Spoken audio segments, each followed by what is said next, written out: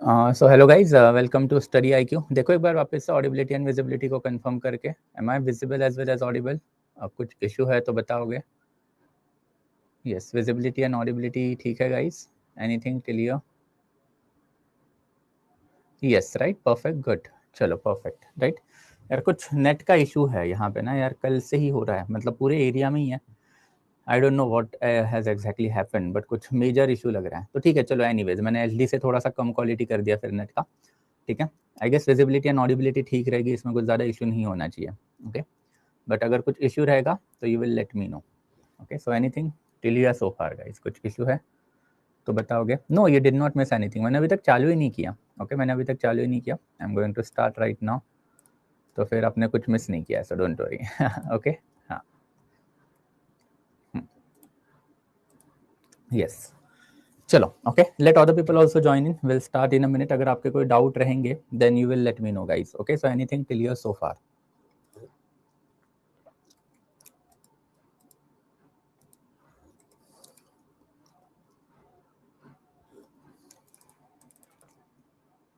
No doubt, perfect, everything is clear. तो shall we move forward? आगे बढ़ लेते हैं फिर। ओके, या, clear, everything is clear. Any doubt till here so far guys? Good morning to all of you guys. Good morning to all of you. So today it will be the last orientation. आज basically खत्म, देखो try कर लेते हैं, अगर आज खत्म हो गया तो वेल एंड गुड, बट अगर नहीं हुआ तो फिर आधा पोर्शन जो आधा ओरिएंटेशन कल ढकेलेंगे. So what we are basically trying to do over here is today is to understand the brief timeline of the history. Brief timeline of the history मतलब आपको समझना पड़ेगा कि ancient, medieval and modern India exactly होता क्या है, AD BC के बीच का डिफरेंस क्या होता है, ग्रेगरियन कैलेंडर हम लोग क्यों फॉलो करते हैं, why we are not using any other type of the calendar. तो ये सारी बेसिक चीज़ें होती हैं. एट एनी गिवन टाइम जो आपका ऑप्शनल का पेपर होगा उसमें आपको बहुत सारे क्वेश्चन जो सेंचुरी बेस आएंगे. जैसे for example, the socio economical and political culture of India started to evolve from mid 8th century. अब मिड 8th सेंचुरी का मतलब ही अगर आपको नहीं पता रहेगा, if you are not able to deduct that specific timeline, then obviously फिर आपका जो आंसर जो है वो गलत ही होने वाला है, because you do not know what is 8th century and what is mid 8th century. वैसे ही फिर प्रीलिम्स में भी आपको ऐसे वाले सवाल आजकल आ ही जाते हैं, जैसे इस बार का ही प्रीलिम्स का सवाल आया था कि which of the following dynasties were created after 8th century.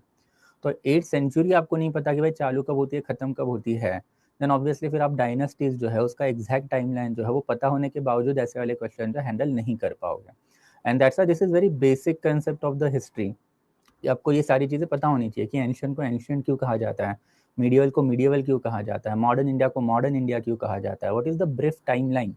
Timeline में कुछ इंपॉर्टेंट इवेंट्स होते हैं, ये important events marks the important era of our entire timeline. तो वो टाइमलाइन कैसे कंस्ट्रक्ट की जाती है, and there after why we are still following the colonial version of the timeline despite having our own. तो ये सारी बेसिक चीज़ें हैं जिसके ऊपर आज हम लोगों को बातें करनी है.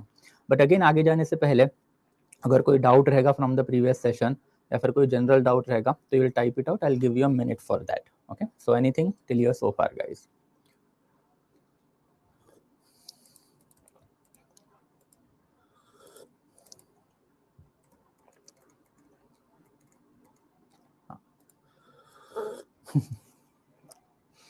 P2I एडवांस बैच में मॉडर्न हिस्ट्री 6 आवर्स में खत्म हो गया. P2I एडवांस बैच आएगी, सबका लॉन्ग टर्म बैच है, तो उसमें वो 6 आवर्स वाला जो हिस्ट्री जो है उसमें बस आपको ऊपर ऊपर से चीज़ें बताई गई है. Later on in detail lecture जो उसके होंगे ही होंगे. But again as I have told you कि गधा मजदूरी नहीं करनी यार. You are studying history over here ना, तो यहाँ से बाद वो जीएस वाली हिस्ट्री एक्स्ट्रा पढ़ने की कोई ज़रूरत नहीं है. सारी चीज़ें आपकी यहीं पे कवर अप हो जाएंगी, don't worry about that. Okay, हाँ, yes, anything guys till here so far? और कोई अगर डाउट रहेगा तो जल्दी से बताओगे.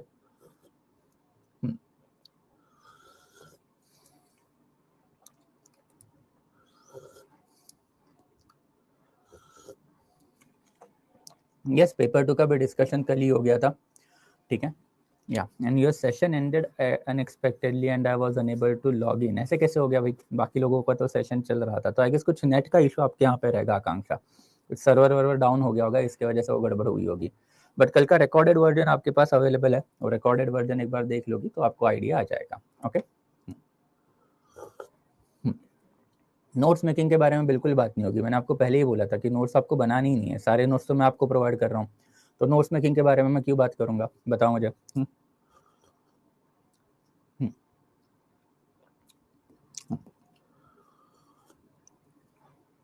Yes guys, anything till here so far?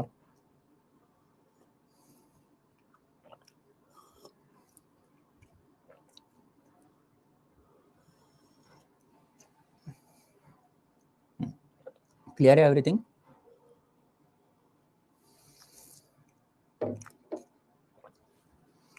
चलो परफेक्ट, क्लियर, राइट। तो विल मूव फॉरवर्ड, ठीक है, चलो परफेक्ट। तो will move forward today. Basically we have to see the basic aspect of the history.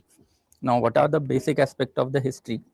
मतलब वही है बेसिकली एक रफ टाइमलाइन जो है वो हम लोगों को देखनी है, एंड रफ टाइमलाइन के साथ कुछ और इंपॉर्टेंट चीजें जो है आज बेसिकली उसके बारे में हम लोगों को बात करनी है। तो let's move on to that. तो सबसे पहले जो है रफ टाइमलाइन की जब हम लोग बात करते हैं तो timeline is important in history.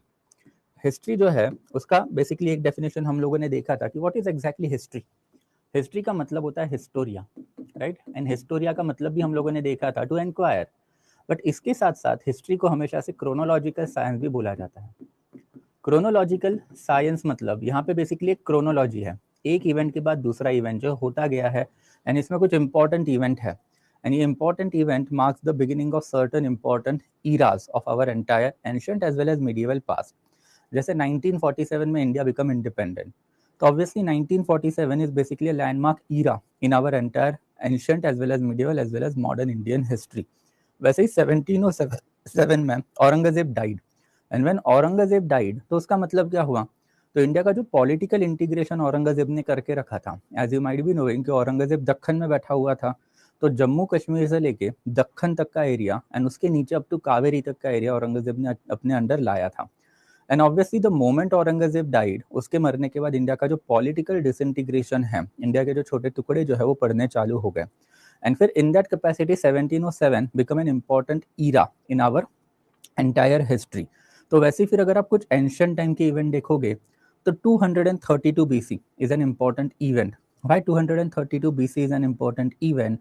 Because obviously the great emperor Ashoka died in 232, and obviously Ashoka के अंदर भी एक इंडिया का एक पॉलिटिकल इंटीग्रेशन जो है वो बना हुआ है, एंड यही भी एक बेसिक कंसेप्ट आज हम लोगों को समझना है कि ये जो मैं बोल रहा हूँ कि what is political integration, political disintegration, and इसमें पूरा का पूरा जो basically ancient medieval and modern India जो है ये सेग्रीगेट कैसे हुआ है।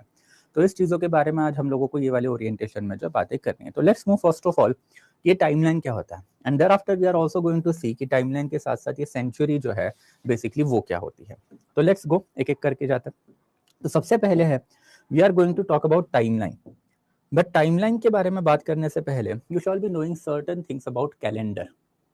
ये कैलेंडर जो बेसिकली आपको पता होना चाहिए, एंड कैलेंडर काफी इंपॉर्टेंट है। Okay, and what is basically the calendar? The concept of calendar is very plain and simple. India में बेसिकली दो टाइप के कैलेंडर चलते हैं, एक है हिंदू जिसको हम लोग बिल्कुल यूज नहीं करते, और एक है क्रिश्चियन कैलेंडर जिसको बेसिकली हम लोग यूज करते हैं for all practical purposes.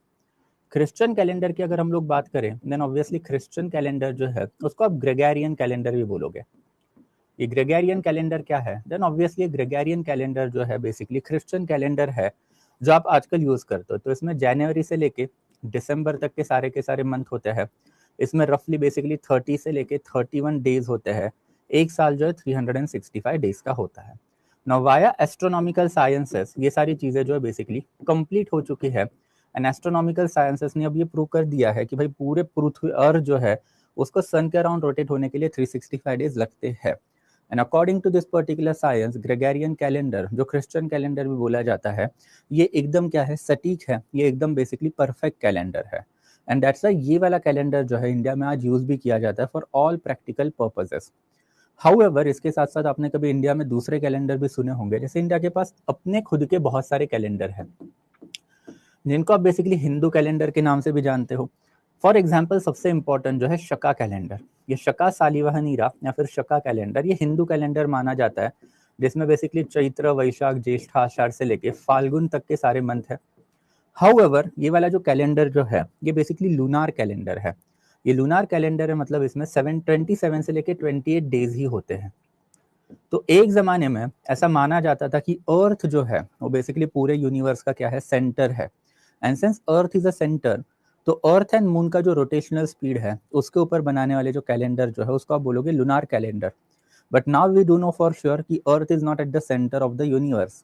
Universe के सेंटर में कौन है? तो सन है।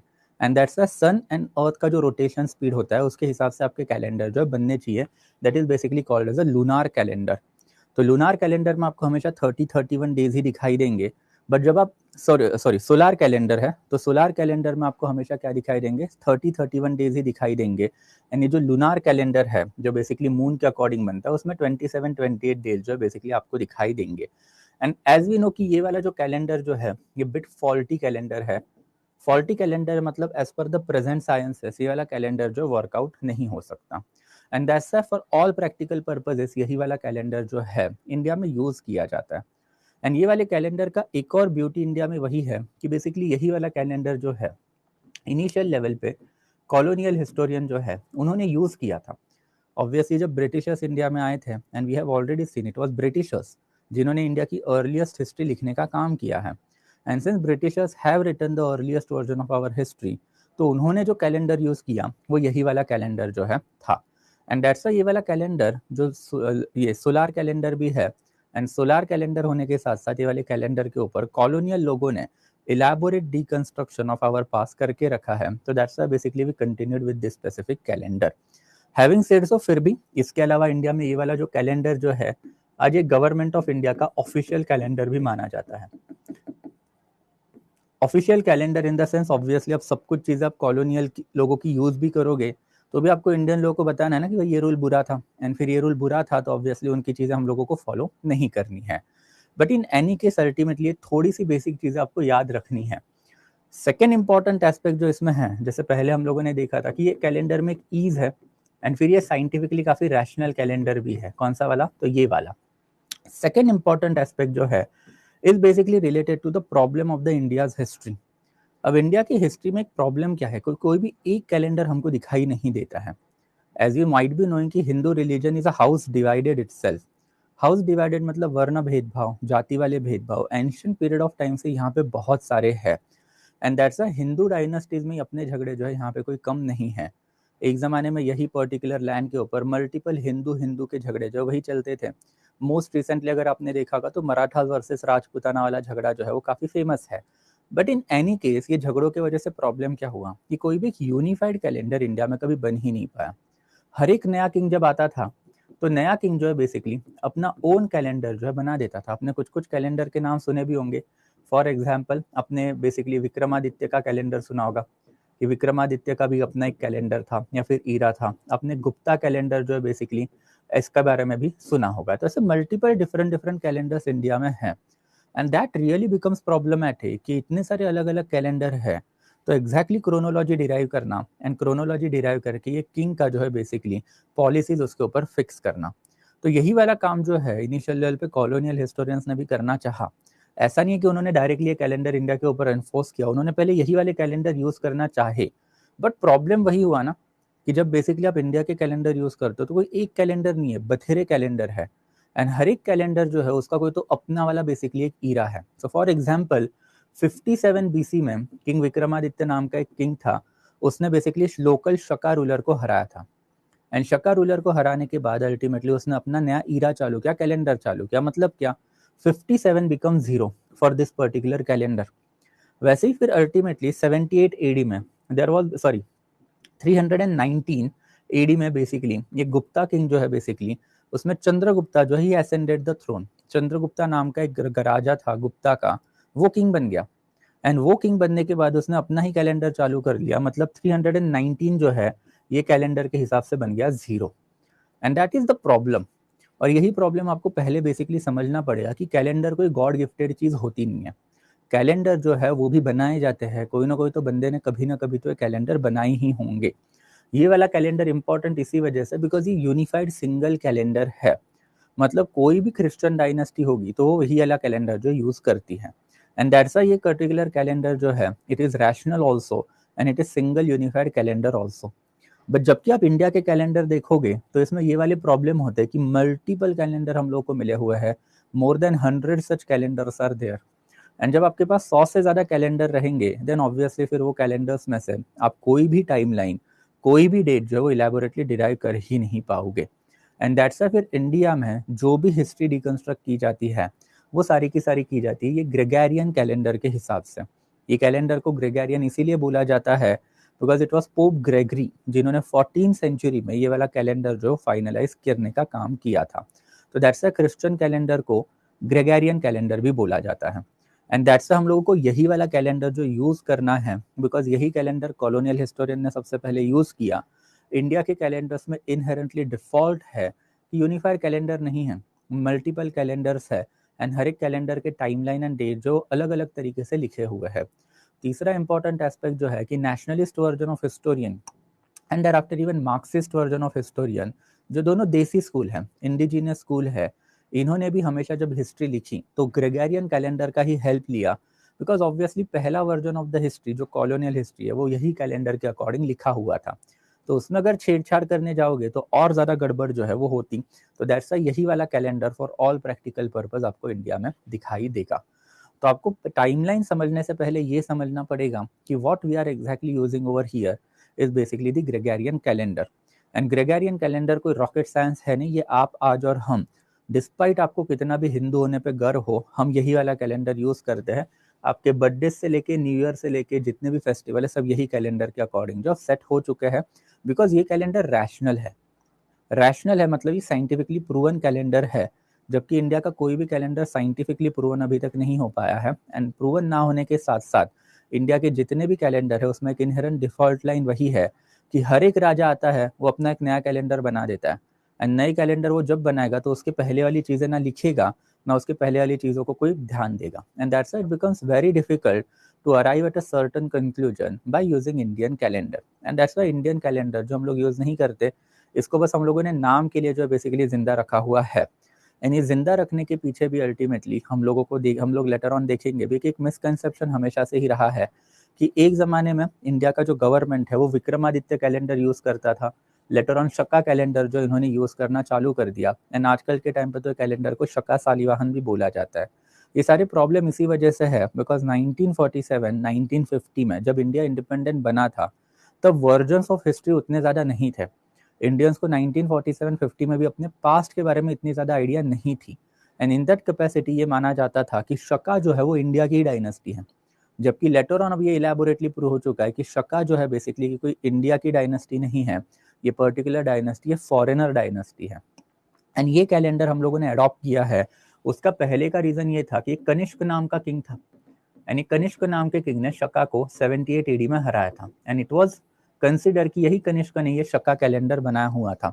बट अगेन अब ये इलेबोरेटली प्रूव हो चुका है कि कनिष्क का और शका कैलेंडर का कोई लेना देना नहीं है। ये कैलेंडर एक ज़माने में चास्टाना नाम का जो शका रूलर है उसी ने बनाया हुआ है। तो जैसे आज के टाइम पे ब्रिटिशर्स के खिलाफ एंड देयर आफ्टर औरंगजेब के खिलाफ हेट है इंडिया में बिकॉज वो बाहरी लोग है भाई, उन्होंने इंडिया को कैप्चर करके रखा। एंशियंट पीरियड ऑफ टाइम में इनके खिलाफ ज़्यादा हेट थी इंडिया में। अनफॉर्चुनेटली हम लोग को वो नहीं पता था। एंड दैट्स वाई कैलेंडर जो है इसको हिंदू कैलेंडर कंसिडर करके हम लोगों ने अडॉप्ट करना जो है चालू किया। अब इसके ऊपर इसको जस्टिफाई करने के लिए, गलतियां तो कोई मानता नहीं है, जस्टिफाई करने के लिए हज़ार अलग अलग थियरीज जो आपको मार्केट में मिलेगी, but will not go into that because that is not the topic of discussion. What I wanted to tell you over here is that कि सबसे पहले आपको एक चीज़ समझनी है कि हम लोग ये वाला calendar for all practical purpose इतिहास में यूज़ करते हैं। और ये यूज़ करने का पीछे का पर्पज़ वही है कि ये रैशनल कैलेंडर है, सोलार कैलेंडर है, साइंटिफिकली प्रूवन कैलेंडर है। अर्लीस्ट वर्जन यही कैलेंडर से हम लोगों को मिला हुआ है जो कॉलोनियल हिस्टोरियंस ने हमारे लिए दिया। अंडर आफ्टर इंडिया की जो इंडिजीनियस कैलेंडर है उसमें इनहेरेंट डिफॉल्ट है। Default in the sense that कि तब बेसिकली इंडियंस यही मानते थे कि अर्थ जो है, पृथ्वी जो है वो सेंटर ऑफ यूनिवर्स है।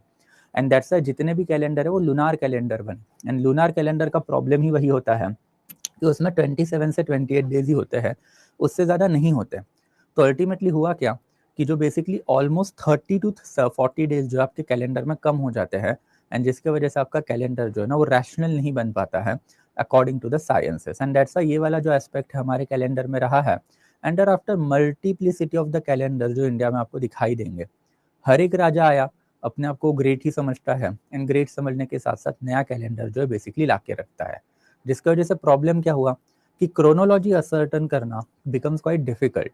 अगर आप क्रोनोलॉजी ही नहीं बना पाओगे तो आप इवोल्यूशन समझोगे कैसे? अगर आपको यही नहीं पता कि सल्तनत बाद में आई, मौर्यंस पहले आए, अगर आपको यही नहीं पता कि शुंगा बाद में आए, मौर्यंस पहले आए, देन ऑब्वियसली वो राजा के बारे में पढ़ के आप ज़्यादा इलेबोरेट डिटेल जो है वो असर्टन नहीं कर पाओगे, निकाल नहीं पाओगे। क्यों नहीं निकाल पाओगे? बिकॉज आपको क्रोनोलॉजी ही नहीं पता, एंड क्रोनोलॉजी में ही तो इवोल्यूशन है।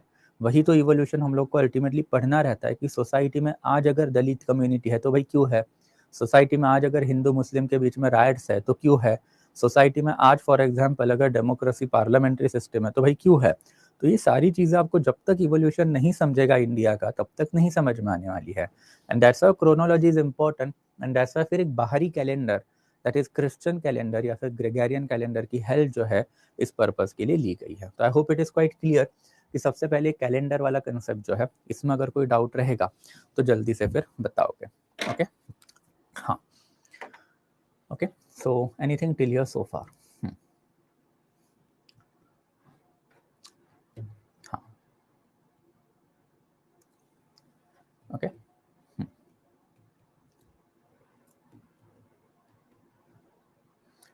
Yes, anything clear guys? कुछ अगर डाउट रहेगा तो बताओगे जल्दी जल्दी।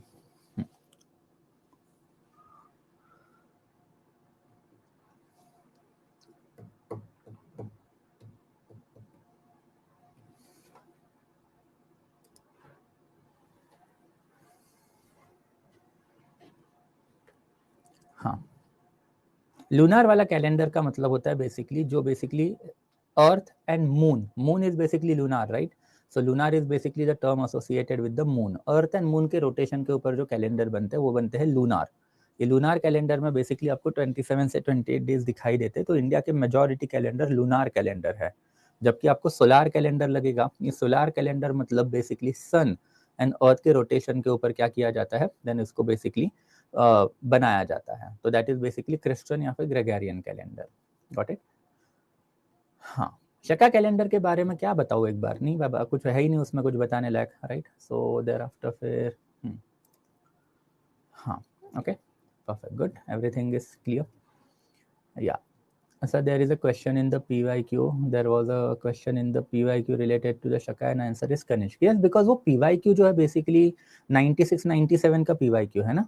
अभी 2017-18 के रिसर्च में अल्टीमेटली प्रूव हो गया है कि शका जो है बेसिकली उसका एक नया रूलर था चास्टाना, जिसने वो शका कैलेंडर बनाया हुआ था। कनिष्क का उसका कोई लेना देना नहीं है।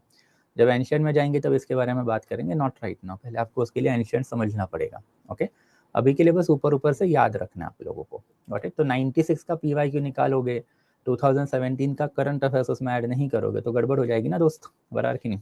Okay okay yeah anything else guys? और कुछ अगर डाउट होगा तो ओके परफेक्ट, गुड, क्लियर। चलो good, everything is clear. Will move forward, आगे बढ़ लेते हैं फिर धीरे धीरे। ओके आगे बढ़ लेते हैं। ओके तो लेट्स मूव नाउ। बेसिकली हम लोगों को अब ये जो ग्रेगरियन कैलेंडर है उससे बेसिकली एक टाइमलाइन जो है बेसिकली वो असर्टन करनी है। अगर टाइमलाइन हम लोगों को असर्टन करनी है तो let's start and talk about the timeline now. Basically exactly timeline होती क्या है? तो टाइमलाइन के लिए पहले आपको एक टाइमलाइन जो है बेसिकली ड्रॉ करनी पड़ेगी। उसके बिना बेसिकली आपको जो है टाइमलाइन वाला जो कंसेप्ट जो है वो ठीक से समझना थोड़ा सा मुश्किल ही होगा। तो this is basically your timeline. ये टाइमलाइन में बेसिकली एक जीरो है।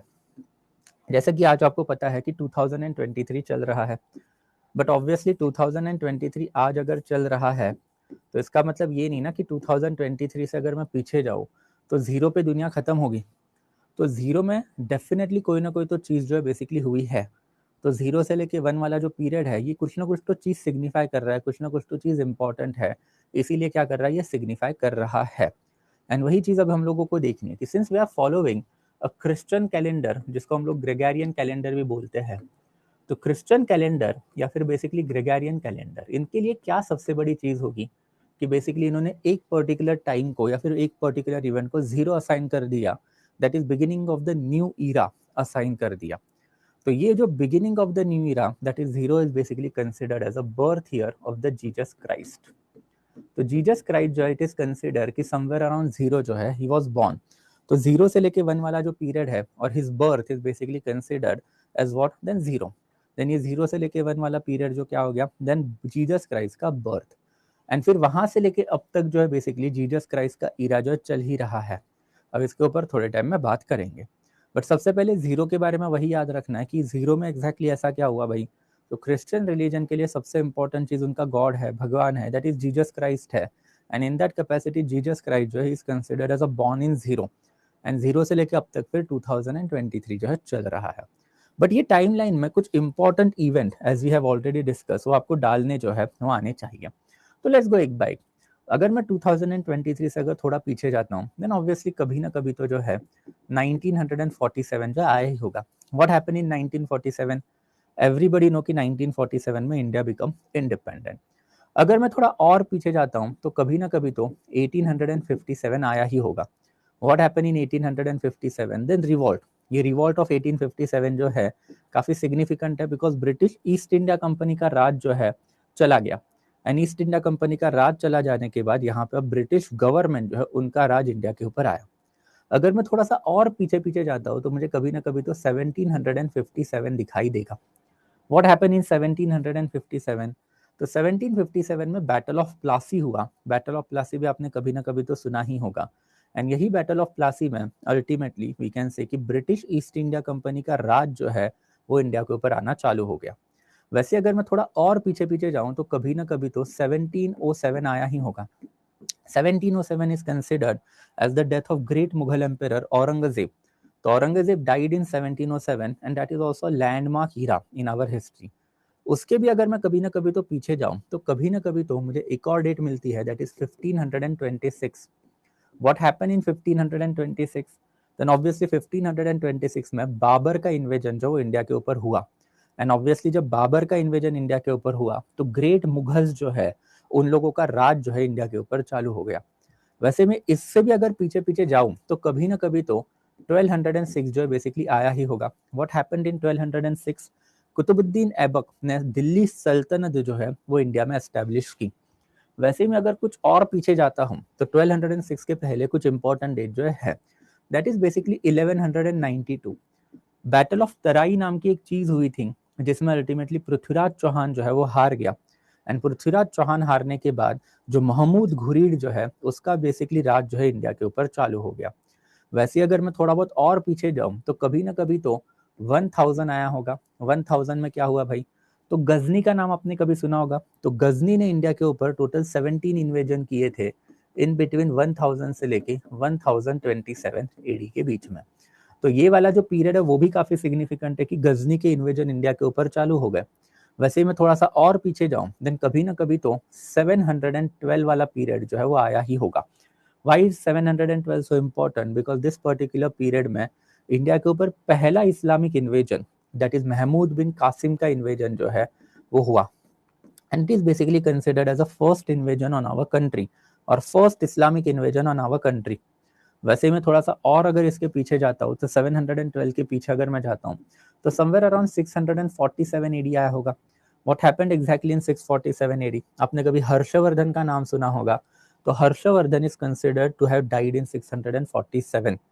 वैसे मैं थोड़ा सा और अगर पीछे जाता हूँ देन कभी ना कभी तो 319 एडी जो है बेसिकली आया ही था। ये 319 एडी अभी हमने देखा था कि गुप्ता किंग जो है दैट इज चंद्रगुप्ता, उसने बेसिकली गुप्ता किंगडम जो है उसका कारभार संभाला और he became the king of the Gupta dynasty.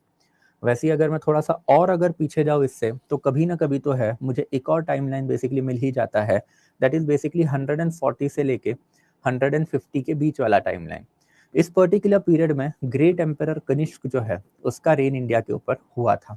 वैसे ही मैं अगर थोड़ा सा और अगर पीछे जाता हूँ देन कभी ना कभी तो मुझे यहाँ पे 78 एडी जो है बेसिकली मिला ही होगा। ये 78 एडी में अल्टीमेटली क्या हुआ? अभी हमने देखा था कि शका कैलेंडर जो है इंडिया में बना, एंड पहले एज आई टोल्ड यू कि शका कैलेंडर कनिष्क को असाइन किया जाता था, बट अब कनिष्क का टाइमलाइन हिल चुका है। This is basically the new timeline of the Kanishka, and फिर शका कैलेंडर जो वो शका किंग दैट इज चास्टाना जो है उससे एट्रीब्यूट किया जाता है। एंड फिर 78 एडी के बाद अल्टीमेटली आता है आपका जीरो। ये जीरो जो है वो अल्टीमेटली सिग्निफिकेंट क्यों है ये भी अभी हम लोगों ने देख लिया था कि जीरो जो है बेसिकली सिग्निफिकेंट इसीलिए है because it is basically considered as a birth year of the Jesus Christ. तो जीरो जो है basically birth year of Jesus Christ consider तो किया जाता है, बट ऐसा तो है नहीं ना कि जीरो के पहले दुनिया थी ही नहीं, जीरो के पहले भी दुनिया थी। बट अगर आपको अब जीरो के उल्टा जाना है, राइट, मतलब कहाँ तक जाना है, तो obviously earth was created 4.5 billion years ago. तो 4.5 बिलियन ईयर्स एगो से पहले आपको जीरो पे आना है, जीरो से फिर 1 2 3 4 करके वो 2023 तक आना है। तो वही अगर आप जीरो से उल्टा जा रहे हो तो पहले एक आएगा, फिर दो आएगा, फिर ऐसे ही करते करते 50 आएगा, ऐसे ही करते करते 100 आएगा। तो उल्टी टाइमलाइन जो है बेसिकली यहाँ पे चालू होती है। तो अब ये वाला जो टाइमलाइन जो है दैट इज थोड़ा सा उल्टा टाइमलाइन, उसके ऊपर थोड़ी बहुत बातें जो है कर लेते हैं। तो सबसे पहले when we are going back, then सबसे पहले एन इंपॉर्टेंट पीरियड जो यहाँ पे कोई आता है तो दैट इज बेसिकली 188। जीरो से बाद 1 2 3 50 100 150 एंड फिर 188। तो 188 बीसी में क्या हुआ कि मौर्यन डायनेस्टी जो है इंडिया में वो कोलैप्स होगी। एंड मौर्यंस जब इंडिया में खत्म हो गए then obviously that was an landmark event. इसके पहले मैं अगर थोड़ा बहुत जाऊँ तो मुझे 232 मिलता है, that is death year of emperor Ashoka. तो emperor Ashoka died in 232 BC. वैसे ही मैं थोड़ा सा और उल्टा जाऊं तो और उल्टा जाने के बाद मुझे कभी ना कभी तो 321 वाला पीरियड मिलता है। व्हाट हैपन इन 321? चंद्रगुप्त मौर्य। ये वाला चंद्रगुप्ता अलग है, ये वाला चंद्रगुप्ता अलग है। Chandragupta Maurya establish Mauryan dynasty. वैसे ही मैं थोड़ा सा और अगर पीछे जाता हूँ तो मुझे 326 मिलता है। What happen in 326? The great Alexander invaded India in 326। उसके भी अगर मैं थोड़ा थोड़ा पीछे जाऊं तो समथिंग हैपन इन 544। आपने मगध डायनेस्टी का नाम सुना होगा, तो ये मगध डायनेस्टी के जो फाउंडर माने जाते हैं that is Bimbisara, he assume throne. And Bimbisara को बाय एंड लार्ज इंडिया का पहला ग्रेट रूलर भी माना जाता है। तो उसका पीरियड जो है 544 बीसी में चालू हुआ। एंड फिर उसी का जो एम्पायर है मगध, उसी में अल्टीमेटली मौर्यंस ने अपना राज जो है वो बनाया हुआ था लेटर पीरियड ऑफ टाइम में। अगर मैं 554 के पहले भी जाता हूँ कभी ना कभी तो 600 बीसी जो है आया ही होगा। What happen in 600 BC? There is something called as Mahajanapada. Mahajanapada नाम की जो चीज है वो इंडिया में आई। उसके पहले अगर मैं जाता हूँ तो मुझे कभी ना कभी तो एक पीरियड मिलता है, दैट इज बेसिकली ये वाला पीरियड, दैट इज 1500 से लेके 1000 बीसी वाला पीरियड। तो पहले 1000 आएगा एंड देयर आफ्टर 1500 आएगा, बिकॉज मैं वहां से यहाँ पे आ रहा हूँ। ये वाला जो पीरियड है ये इंडिया में बेसिकली वैदिक पीरियड के नाम से जाना जाता है। इसको 600 कर लेना फॉर प्रैक्टिकल पर्पस। तो वैदिक पीरियड के नाम से जो बेसिकली वाला पीरियड जाना जाता है। अब मैं उसके थोड़ा और उस तरफ जाऊं तो कभी ना कभी तो मुझे एक और ईयर मिलता है, दैट इज 3300। आपने सुना होगा कि 3300 मतलब ये वाला जो रफ पीरियड है, ये पीरियड बेसिकली हड़प्पन सिविलाइजेशन का पीरियड जो है वो इंडिया में जाना जाता है। एंड फिर हड़प्पन पीरियड के पहले इंडिया में क्या था? देन हड़प्पन पीरियड के पहले इंडिया में नियोलिथिक एज, उसके पहले जो है बेसिकली फिर हम लोगों को दिख रहा है मेजोलिथिक एज, उसके पहले इंडिया में था पैलियोलिथिक एज। तो पैलियोलिथिक, मेजोलिथिक, नियोलिथिक, बीच में एक छोटा सा चैल्कोलिथिक भी है, फिर हड़प्पा, हड़प्पा के बाद में फिर वैदिक पीरियड, वैदिक पीरियड के बाद में फिर महाजनपदा पीरियड, उसके बाद में मगध डायनेस्टी के फाउंडर बिम्बिसारा, देयर आफ्टर फिर 326 में अलेक्जेंडर इन्वेजन, 321 में the founding of the Mauryan dynasty by Chandragupta Maurya, जिसके great king Ashok Vardhan Maurya died in 232। And by the time period of 188 Mauryan dynasty collapse, Shunga dynasty जो है बेसिकली इंडिया में आई। The period in between the collapse of the Mauryan dynasty and arrival of the Gupta dynasty, ये almost 400 साल का जो period है, ये इंडिया में हमेशा से क्या माना जाता है? डार्क एज के नाम से माना जाता है। बिकॉज इंडिया में यहाँ पे मल्टीपल इन्वेजन हम लोग को दिखाई दिया है। पहले इंडो ग्रीक, देर आफ्टर फिर शकास, फिर पहलवाज एंड फिर कुशाना। एंड उन्हीं का बेसिकली एक ड्रफ भी हमने देखा था कि 78 एडी शक्का से एसोसिएटेड है। ये कुशान, कनिष्क जो है, कुशान जो है बेसिकली उनसे एसोसिएटेड है जो इन्वेडर सी थे इंडिया के ऊपर। फिर 390 में indigenous Gupta dynasty, there after फिर हर्षवर्धन जो है 647, इस्लामिक अराइवल 1712, गजनी का इन्वेजन, घुरीद का इन्वेजन, सल्तनत का फाउंडिंग, मुगल्स का founding, collapse of the Mughal that is death of Aurangzeb, battle of Plassey मतलब arrival of the European, and ultimately फिर ब्रिटिश गवर्नमेंट का India capture, and finally independence of India. This is basically the rough time line of our entire past event या फिर entire history. And जब ये entire past event की timeline जब हम लोग देखते हैं या फिर एंटायर हिस्ट्री का टाइमलाइन जब हम लोग देखते हैं, देन ऑब्वियसली ये सारे के सारे क्या है? तो लैंडमार्क ईयर्स है। इसमें हिस्ट्री खत्म नहीं होती है। ये बस इंडिया के एंशियंट पास के क्या है, सारे के सारे लैंडमार्क इवेंट है। एंड यही लैंडमार्क इवेंट को पढ़ने के लिए आपको रफ क्रोनोलॉजी जो है हमेशा पता होनी चाहिए।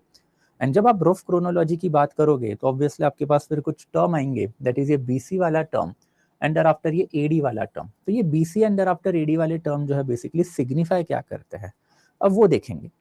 सबसे पहले हम लोगों ने देखा था कि ये जो जीरो वाला जो ईरा है, it is basically birth year of Jesus Christ and zero is a birth year of the Jesus Christ. तो ऑब्वियसली जीसस क्राइस्ट जब आए तो बेसिकली नया ईरा चालू हुआ, उनके पहले का सारा बैकवर्ड ईरा है भाई। तो दैट्स द इस पर्टिकुलर ईरा को आप क्या बोलोगे, बिफोर क्राइस्ट ईरा बोलोगे। एंड बिफोर क्राइस्ट मतलब क्या, बी सी। तो बीसी का मतलब क्या होता है, बिफोर क्रिश्चियन ईरा। इसको बीसी को आपने कभी कभी बीसीई भी देखा होगा। तो बीसीई जब आएगा तो ई का मतलब होता है ईरा। तो बिफोर क्रिश्चियन ईरा जो है बेसिकली ये सारी चीजें चल रही है, मतलब जीरो के पहले वाली। एंड दैट्स जीरो की पहले वाली चीज आप जब जब लिखोगे तो उसको आप बीसी लगाओगे। तो से फॉर एग्जाम्पल भाई हड़प्पन एज जो है वो कब से चालू हुआ, अगर मुझे एक रफ टाइमलाइन देखनी है तो मैं उल्टा लिखूंगा कि भाई 3300 से लेके 1300 बीसी तक चालू हुई। तो उसमें आपने किया क्या, टाइमलाइन उल्टा लिखा। ऑब्वियसली पहले 1300 होना चाहिए एंड देयर आफ्टर फिर 3300 होना चाहिए, बट आप लिख उल्टे रहो कि 3300 में चालू हुआ, 1300 में बंद हुआ। तो मतलब क्या हो भाई, तो उल्टा टाइमलाइन आ रहा है एंड दैट्स आपको यहाँ पे फिर बीसी लिखना जो इंपॉर्टेंट है। वैसे अगर मैं बोलूँ कि भाई वैदिक एज रफली कब से चालू हुआ कब तक खत्म हुआ, तो आप वही उल्टा लिखोगे। तो 1500 में चालू हुआ, समवेयर अराउंड 600 जो बेसिकली वो खत्म हुआ। तो ये वैदिक एज भी क्या हो रहा है, उल्टा चल रहा है। एंड वैसे फिर अगर आपको कोई भी सिंगुलर ईयर भी बताना है तो भी उसके आगे पीछे आप बीसी लगाओगे, ताकि बेसिकली जो सोचने वाला बंदा उसको पता चले कि वो बीसी में हुआ इवेंट है। तो जैसे फॉर एग्जाम्पल, और अगर मैं एक कंसिडर करूं तो बेसिकली मौर्यन डायनेस्टी है वो कब एस्टेब्लिश हुई भाई, तो मैं ऑब्वियसली बताऊंगा 321।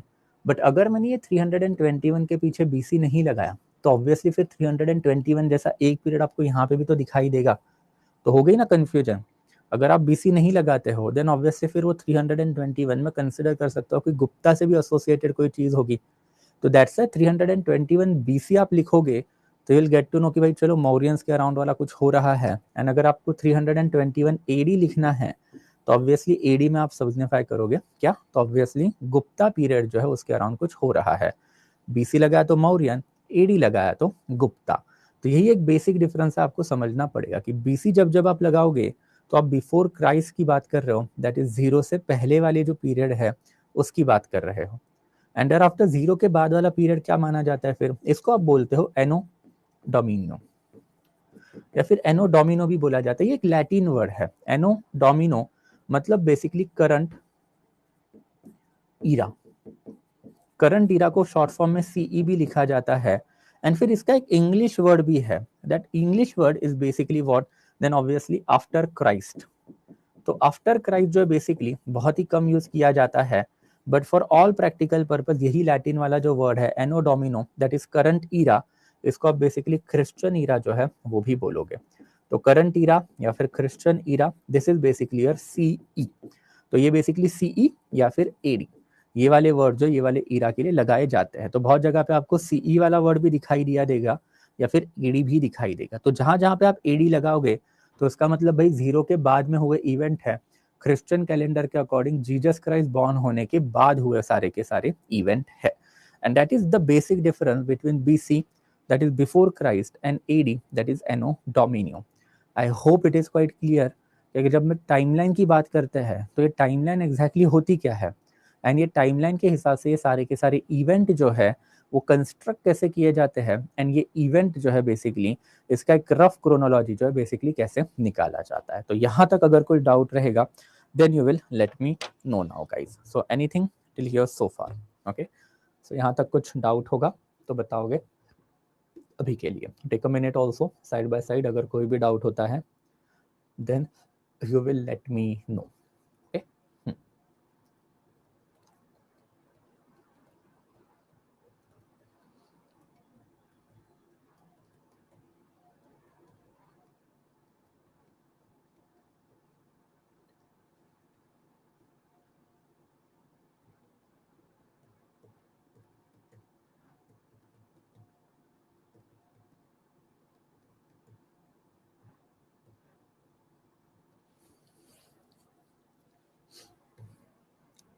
Yes guys, any doubt till your sofa? Jesus Christ is born in zero, उसमें आप एडीबीसी लगाओगे ही नहीं ना, इट वाज अ बिगिनिंग, तो उनके पहले वाली चीज है वो बीसी होंगी, उनके बाद वाली जो चीज है वो एडी होंगी।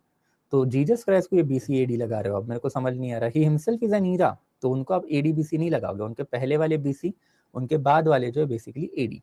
Okay, yes, anything guys till here so far? अगर कुछ डाउट रहेगा तो बताओगे।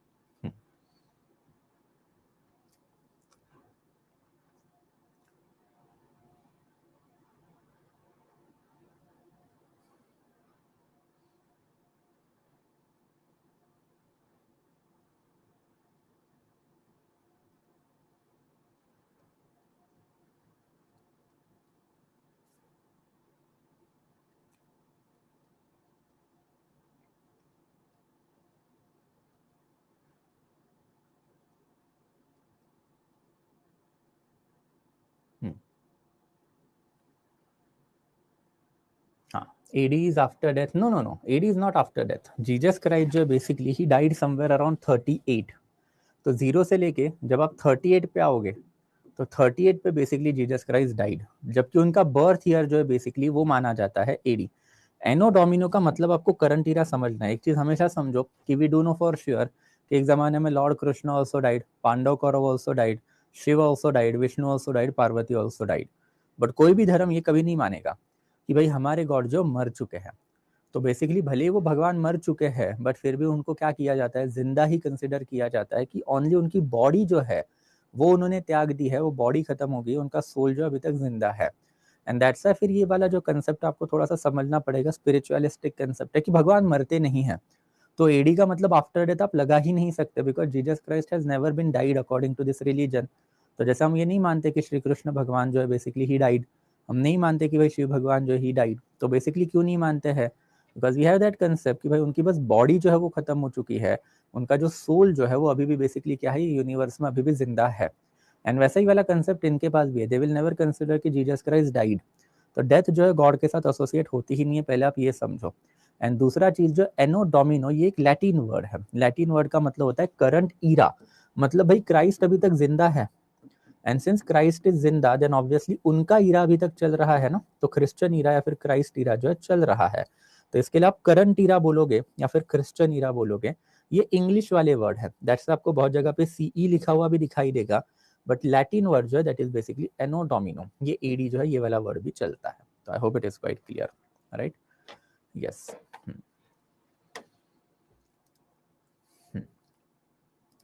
Sir is it suitable to ask why are this consider significant years? यही तो मैंने बताया ना कि why are this year are considered as a significant. मैंने आपको इवेंट बताया कि क्यों इतने सिग्निफिकेंट है। अब ऑब्वियसली जब हम लोग एंशियंट, मीडिएवल, मॉडर्न इंडिया देखेंगे तो इसका इन डेप्थ एनालिसिस हम लोग को करना ही है। पहले टाइमलाइन तो समझो, राइट? तो पहले तो आपको टाइमलाइन समझना है। तो टाइमलाइन क्लियर है, ईडी क्या होता है, बीसी क्या होता है, ये क्लियर है। ये पहले तो सबसे इंपॉर्टेंट चीज है। बस हिस्ट्री ऑप्शनल अगर आपका होता है, आपको अगर एडी बीसी का बेसिक डिफरेंस ही नहीं समझ में आ गया या फिर आपको वही नहीं पता है, तो यार 300 तो छोड़ ही दो, 150 मार्क्स भी नहीं आएंगे आपको आपके जिंदगी में तो फिर। ओके। डार्क एज टाइम, ऐसे बहुत सारे डार्क एज है इंडिया में, आप कौन से पर्सपेक्टिव से देख रहे हो वो उससे वो बेसिकली चीजें जो है पता चलती है। तो हिंदू हिस्टोरियोग्राफी से देखोगे तो पूरा का पूरा मीडिएवल इंडिया ही डार्क एज है। वैसे मार्क्सिस्ट पर्सपेक्टिव से देखोगे तो भाई डार्क एज वाला कंसेप्ट है ही नहीं। तो वैसे ही मैंने अभी आपको बताया कि 200 बीसी से लेके 200 एडी तक का जो पीरियड है वो डार्क एज माना जाता है, बिकॉज अगेन हिंदू हिस्टोरियोग्राफी है। ये फॉरेन इन्वेजन चालू हो गए, हिंदू रिलीजन जो खतरे में आ गया, तो भाई डार्क एज है। बट ऐसा कुछ होता नहीं है। हर एक पर्टिकुलर कल्चर जो इंडिया में आया उसका अल्टीमेटली बेसिकली कोई ना कोई तो इम्पैक्ट जो इंडिया के ऊपर पड़ा ही पड़ा है। एंड इसके एविडेंसेस जो आपको घर घर पे दिखेंगे। सो फॉर एग्जांपल घर पे बैठ के अभी चप्पल पहनी होगी आपने, घर से बाहर जाने के टाइम पे शूज पहने होंगे आपने। चप्पल एंड आफ्टर शूज वाला कंसेप्ट ये कुशान लोग ही इंडिया में लेके आए। So it is Kushan who introduced it. There after बाहर जाते हो, घर से बाहर जाते हो, since you are a girl, sari पहनी होगी अपनी जिंदगी में कभी ना कभी। तो ये साड़ी इंडिया की है ही नहीं, साड़ी इज बेसिकली ग्रीक लोगों की है, जो अल्टीमेटली इंडिया के कल्चर में क्रीप इन हुई है, इंडिया के कल्चर में वो आई हुई है। तो there is nothing as such a dark age throughout our past. हर एक कल्चर जो इंडिया में आया है वो इंडिया में रह चुका है, उन्होंने इंडिया के कल्चर के लिए बहुत सारे कॉन्ट्रीब्यूशन जो है दे के रखे हैं। चलो, इन एनी केस आपको जब एंशियंट मीडियल में जाएंगे तब पता चलेगा, अभी के लिए थोड़ा सा टाइम है उसको। Okay, the purpose over here is basically to understand the rough timeline. हम लोगों ने बेसिकली अभी तक रफ टाइमलाइन भी देखी एंड उससे एसोसिएटेड इंपॉर्टेंट इवेंट है वो भी देखे. ऑब्वियसली जब हम लोग एंशियंट मिडिएवल मॉडर्न इंडिया में जाएंगे तो इसको और इन डेप्थ तो हम लोग को कवर अप करना ही है, बट एक हमेशा ये एक रफ टाइमलाइन जो है दिमाग में होनी चाहिए कि अर्थ was created 4.5 billion years ago. तब से लेके अब बेसिकली क्या चल रहा है, 2023 चल रहा है. तो ये 2023 क्यों भाई? अगर 4.5 बिलियन ईयर्स की हम लोग बात कर रहे हैं तो उसमें सिर्फ अभी तक 2023 ही क्यों चल रहा है भाई? अब तो बिलियन ईयर्स होने चाहिए थे. तो why not billion years, why only 2023? तो उसका जो रीजन है वो ही क्रिश्चियन कैलेंडर में है. एंड एज पर क्रिश्चियन कैलेंडर ये जो रफ क्रोनोलॉजी जो है, जो किसने डिराइव की है? हमने नहीं की, ये कॉलोनियल हिस्टोरियंस ने डिराइव की हुई सारी की सारी क्रोनोलॉजी है, जिसको अल्टीमेटली फिर Hindu nationalist and there after फिर मार्क्सिस्ट हिस्टोरियोग्राफर ने कंफर्म किया कि भाई ये टाइमलाइन सही में ऐसी ही है. एंड इसके एविडेंसेस हम लोग को भर भर के मिले भी है, जब एंशिएंट मिडियल में जाएंगे तब बात करेंगे.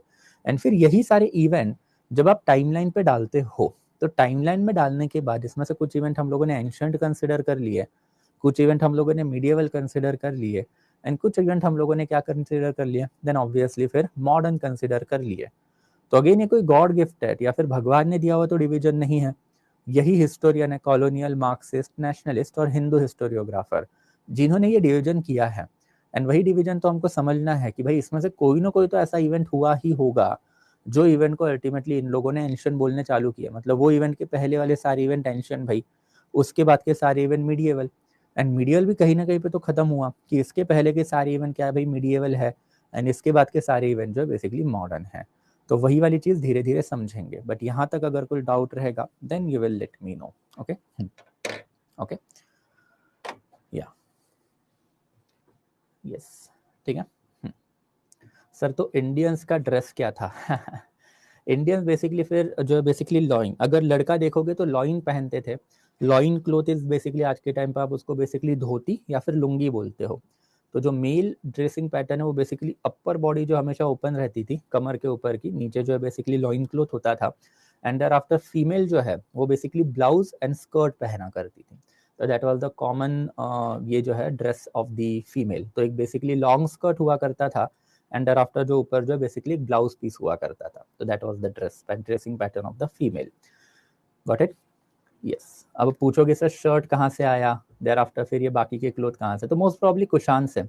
कुशान जो है बेसिकली उन्होंने इंडिया में टर्बन, टर्बन मतलब जो आपकी पगड़ी या फिर जिसको आप फेटा भी बोलते हो, जो सर के ऊपर पहनते हो, वो भी कुशान ने ही इंट्रोड्यूस करवाया है. देयर आफ्टर फिर आपका ये जो शर्ट जो है, जो शर्ट आप पहनते हो, ये भी बाय एंड लार्ज कुशानों का ही इंट्रोडक्शन है within our country. Kushan empire काफी बड़ा एम्पायर है, जब एंशिएंट में जाएंगे तो इनके ऊपर तो इलैबोरेटली पढ़ेंगे ही, राइट. यस. देयर आफ्टर फिर sir life exist on earth in 3.8 billion years ago. Life तो हो गई बट अर्थ तो 4.5 बिलियन ईयर्स एगो बना ना भाई, राइट. तो लाइफ तो कभी भी आने दो उसको, बट 4.5 बिलियन ईयर्स हुए ना अर्थ को एस्टेब्लिश होके, right. Sir what is if हम ऑप्शनल पेपर में कंपलसरी क्वेश्चन छोड़ दे? मार्क्स जाएंगे ना वैभव फिर आपके. अगर आप ऑप्शनल पेपर में कंपलसरी क्वेश्चन, जैसे फॉर एग्जांपल हमने कल ही देखा था कि जो question number 1 question number 5 compulsory है. अब question number 1 and question number 5 में आपको 5-5 क्वेश्चन अटेम्प्ट करने हैं पेपर 2 के फॉर एग्जांपल. तो 5 में से आपने एक छोड़ दिया तो 10 मार्क का आपने पेपर अटेम्प्ट ही नहीं किया है. So rather than attempting 250 marks of paper, आपने 240 वाले अटेम्प्ट मार्क्स का ही पेपर जो अटेम्प्ट कर लिया, राइट. तो आप छोड़ ही नहीं सकते कंपलसरी क्वेश्चन, वो गलत हो जाएगा फिर, राइट. ठीक है. सो हाँ, देयर आफ्टर फिर हाँ, just after just only one dress. बेटा उस जमाने में एक ड्रेस होना भी काफी बड़ी चीज थी, राइट. मजाक लगता है आपको, right. This cotton is basically the cloth that you are wearing right now with you is basically a very expensive commodity. For your information, Indians जो है बेसिकली इवन अभी तक टिल 1947 1950 क्लोथ्स अफोर्ड नहीं कर सकते थे. अब आज भी अगर गांव में जाओगे तो गांव के लोगों को देखो कभी गरीबी में जो जीते हैं, इनके पास बस 2 पेयर ऑफ क्लोथ रहते हैं. एक बेसिकली सफेद कलर का शर्ट एंड देयर आफ्टर एक सफेद कलर की पैंट, दैट्स इट. एंड वही कपड़ा जो है बेसिकली लोग साल भर चलाते हैं. ये 70% ऑफ इंडियन की आज भी कंडीशन है. तो इसमें कोई आपको ताज्जुब करने की जरूरत नहीं है. Just only one dress. You are a very fortunate person to have more than one dress in your life time, ठीक है. That's the horrible condition of India. चलो एनी केस ओके. और कुछ अगर डाउट रहेगा तो जल्दी से बताओगे. Yes, anything. ओके.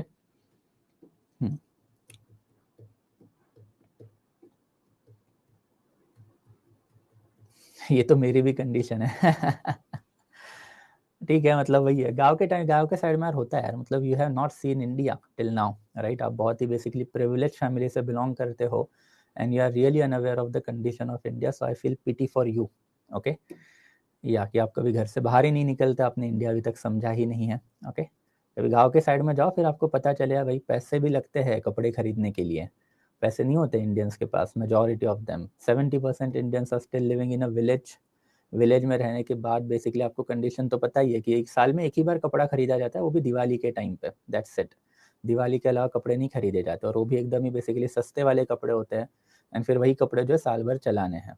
1947 1950 तक की अगर आपने इंडिया की इवन ड्रेसिंग पैटर्न की भी कंडीशन देखी, तो बेसिकली लोग जो है इसी एंगल में रहते थे कि लड़कियों के पास एक बेसिकली ब्लाउज पीस होगा, देर आफ्टर नीचे जो है बेसिकली एक परकर, परकर बोला जाता है बेसिकली, इसको शॉर्ट स्कर्ट बोलोगे, वही होता है। एंड देर आफ्टर फिर जो बेसिकली जो बंदा जो होता है वो तो बस धोती पहनता है, ऊपर वाला जो बॉडी है वो तो आजकल बेसिकली लोग ढकना चालू कर दिए हैं। और 1940s 50s 60s तक बेसिकली अपर बॉडी जो है लोग ढका नहीं करते थे, बिकॉज पैसे ही नहीं है, उतना कपड़ा था ही नहीं इंडिया में, राइट? चलो, any case, okay, that is something the social condition of our country that we are going to talk about. Okay, perfect, good, everything is clear, right? चलो, perfect, good, we'll move forward. ठीक है, politicians wear white cloth, any special condition? Khadi, khadi is a special reason for that. Khadi जो basically white course cloth होता है, and basically khadi indigenous cloth होता है, तो politician को दिखाना पड़ेगा ना, पॉलिटिशियन गुच्ची अरमानी का अगर कोट पहन के घूमे तो कैसे चलेगा भाई, लोग उनके पास भी नहीं जाएंगे, तो दैट्स वो ऑर्डिनरी है, हम वो खादी पहन के आपको घूमना पड़ेगा, so that's that white cloth most probably. But in any case I hope it is all clear कि हम लोग अगर बेसिकली कैलेंडर की बात करें तो एक क्रिश्चियन ग्रेगरियन कैलेंडर, जीरो की टाइमलाइन, उसके पहले बिफोर क्राइस्ट, एंड उसके बाद में एनो डोमिनियो। एनो डोमिनियो मतलब बेसिकली करंट ईरा, और द क्रिश्चियन ईरा जो अभी भी चल रहा है। तो what we are basically doing right now, और where we are living right now, is basically in Christian era और CE as per the Christian calendar. तो this is something that is related to the entire timeline, and timeline होने के बाद next important aspect जो आता है वो आता है आपका सेंचुरी, कि whenever we talk about a particular century, ये सेंचुरी होती क्या है? तो सेंचुरी मतलब ऑब्वियसली यू नो कि 100 ईयर्स का पीरियड होता है। सचिन तेंदुलकर अगर सेंचुरी मारता है तो ऑब्वियसली 100 रन बना रहा है भाई, तो 100 ईयर रन बना रहा है मतलब 100, तो century is always a concept associated with 100 years.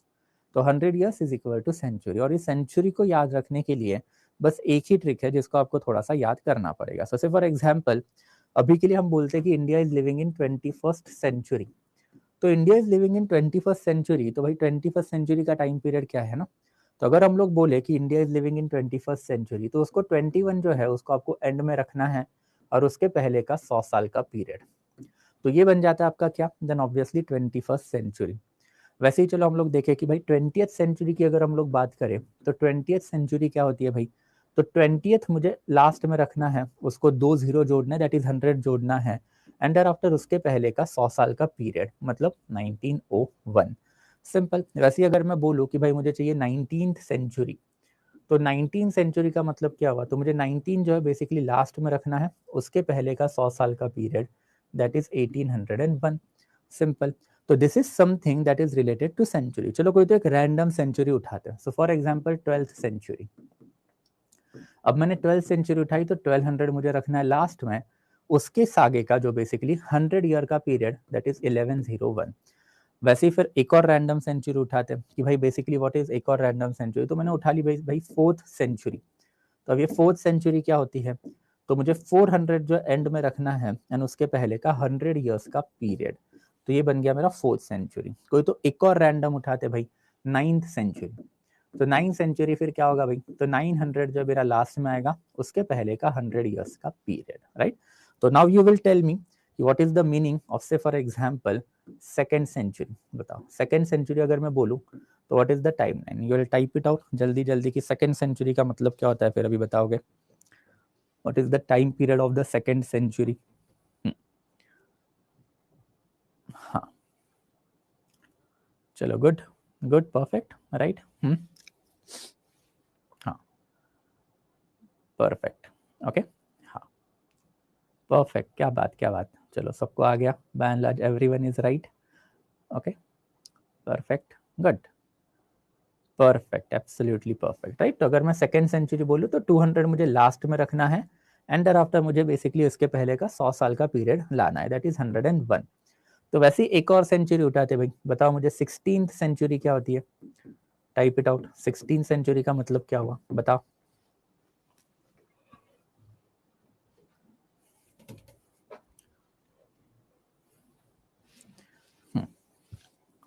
What is the meaning of 16th century?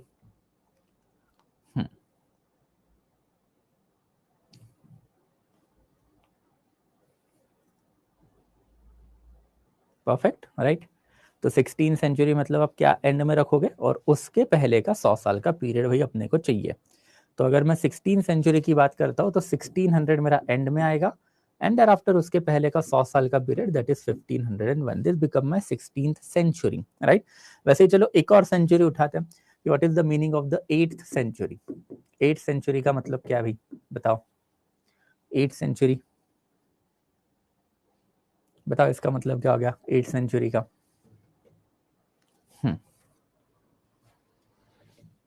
Good, right. तो 8th सेंचुरी का मतलब जो है बेसिकली आप क्या एंड में रखोगे, डायरेक्टली 800, परफेक्ट। एंड फिर उसके पहले का 100 साल का पीरियड, एब्सोल्युटली परफेक्ट, राइट। तो 8th सेंचुरी मेरी हो जाती है 800 में एंड में रखूंगा, एंड 701 जो है बेसिकली मैं क्या रखूंगा, स्टार्ट में रखूंगा। तो this become my 8th century. तो ये बेसिकली सेंचुरी के कंसेप्ट है। अब मैं आपको कोई भी जब भी रैंडम सेंचुरी बोलूंगा तो आपको पता होना चाहिए कि भाई वो सेंचुरी का मतलब एग्जैक्टली क्या होता है। जैसे अगर मैं आपको बोलूं कि मौर्यन एम्पायर जो है बेसिकली सेकेंड सेंचुरी बीसी तक चला, तो सेकेंड सेंचुरी आपको रफली पता है क्या है, तो आप उस हिसाब से अपना टाइमलाइन निकाल लोगे। ऐसे में अगर आपको बोलूं, जैसे फॉर एग्जांपल गुप्ता एम्पायर जो है वो 4th सेंचुरी में बना हुआ एम्पायर है, तो गुप्ता एम्पायर अगर 4th सेंचुरी में बना हुआ है तो बेसिकली 4th सेंचुरी मतलब 400 पहले, एंड आफ्टर उसके पहले का 100 ईयर का पीरियड। एंड यही 4th सेंचुरी में हमने देखा था कि 319 में गुप्ता किंग जो है दैट इज चंद्रगुप्ता, ये बेसिकली क्या हुआ, प्रोमिनेंस में आना चालू हो गया था। तो रफली 4th सेंचुरी में ही बना हुआ है। वैसे ही मैं अगर आपको बताओ that great emperor Aurangzeb basically died in 18th century. तो औरंगजेब अगर 18th सेंचुरी में मरा हुआ है, तो औरंगजेब 18th सेंचुरी में मरा, तो 18th सेंचुरी का मतलब क्या है, देन ऑब्वियसली 1800 लास्ट में है, 1701 पहले, और हमने देखा था कि औरंगजेब डाइड इन 1707, तो ऑब्वियसली औरंगजेब 18th सेंचुरी में मरा। वैसे ही मैं अगर आपको बोलूं कि इंडिया का जो इंडिपेंडेंस है वो 20th सेंचुरी में आया है भाई, तो 20th सेंचुरी मतलब 2000 एंड में, उसके पहले का 1901 मतलब 100 साल का पीरियड। तो 20th सेंचुरी मतलब 1901 से लेके 2000 तक का पीरियड, एंड 1901 से लेके 2000 तक के पीरियड के बीच में ही 1947 है, देन ऑब्वियसली फिर क्या हुआ, देन ये 1947 इज 20th सेंचुरी का इवेंट। तो ये सेंचुरी वाला वर्ड जो है बार बार हिस्ट्री ऑप्शनल में आपको आने ही वाला है, एंड ये जब बार बार हिस्ट्री ऑप्शनल में आपके लिए आने वाला है तो इसके ऊपर आपको याद रखना है कि आपको एक रफ टाइमलाइन जो पता होना चाहिए। एंड वैसे फिर इसमें अगर आपको कोई मिड वाला वर्ड आता है, तो से फॉर एग्जांपल किसी ने आपको बोल दिया कि भाई ये मिड 19th सेंचुरी का इवेंट है भाई, तो मिड 19th सेंचुरी मतलब क्या हुआ, 19th सेंचुरी मतलब ये वाला पीरियड, इसका अर्ली 19th सेंचुरी मतलब क्या हुआ, देन ऑब्वियसली 1801 से लेके 1850 ये एक पीरियड हो जाता है जो आपका होता है basically early, and there after फिर 1850 से लेके 1900 तक का पीरियड आपका हो जाएगा लेटर पीरियड। तो ये basically early 18th century, later 19th century, and there after ultimately mid का मतलब क्या हुआ, देन 1850। सिंपल है। तो ये बेसिकली इंग्लिश वाले वर्ड है which you can handle on your own. तो ये बाकी वाली चीजें तो आप अपने लेवल पे कर ही सकते हो, बट मेन कंसेप्ट आपका हमेशा से सेंचुरी का ही होने वाला है। तो सेंचुरी हमेशा आपको बस याद रखनी है कि century is 100 year event. And इसके ऊपर एक और सवाल अब आपका आएगा, सर बीसी में क्या करे, तो बीसी में बस सेंचुरी उल्टी चलेगी। तो से फॉर एग्जाम्पल अगर मैं बताता हूँ आपको कि मेरे को बताओ भाई 6th सेंचुरी बीसी, ये वाला पीरियड जो महाजनपदा पीरियड का माना जाता है। तो महाजनपदा पीरियड जो है वो 6th सेंचुरी बीसी है। तो बताओ भाई 6th सेंचुरी बीसी क्या है, तो आपको पता है 6th सेंचुरी बीसी मतलब 600 से लेके 501 तक का पीरियड। बस अब यहाँ पे चीजें उल्टी चल रही है, हम 501 से चालू नहीं करेंगे, हम 600 से चालू करोगे। तो बस आपको उल्टा लिखना है कि 600 से लेके 501 तक का पीरियड जो है वो आ गया बीसी का, बिकॉज हमने 600 से चालू किया एंड फिर 501 पे आए हुए हैं, हम बेसिकली उल्टा नहीं जाएंगे।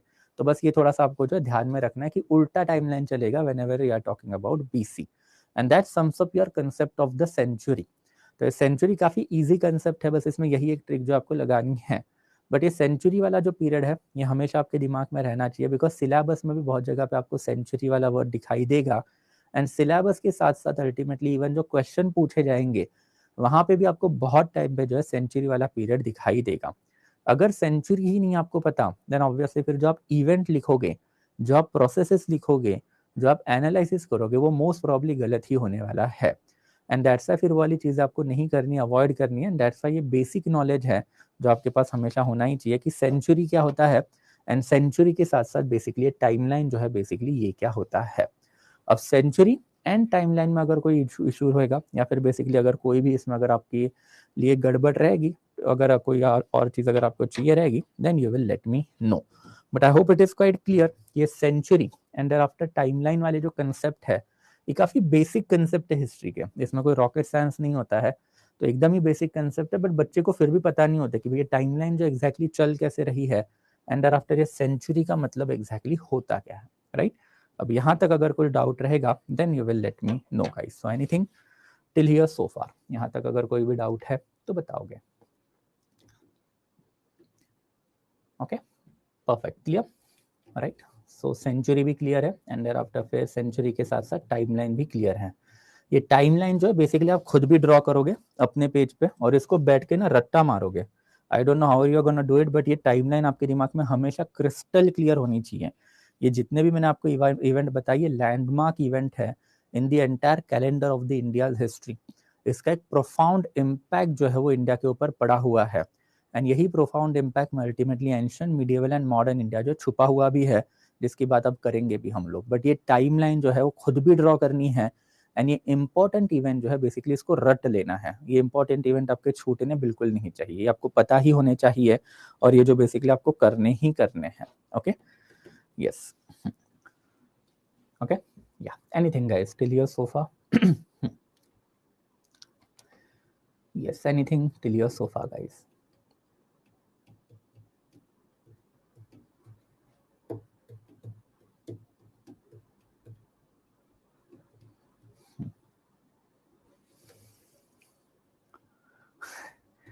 इंडिया में ह्यूमंस 3.8 बिलियन ईयर से नहीं आए रे बाबा, ऐसे नहीं होता है, राइट। ये बेसिकली एंथ्रोपोलॉजी में आप पढ़ोगे, और बेसिकली जो ह्यूमन इवोल्यूशन है, जैसे बेसिकली ह्यूमन इवोल्यूशन की बात करोगे तो आप और हम, वी आर ह्यूमन, बट हमारी भी ह्यूमन जो है इसकी एक स्पीसीज है।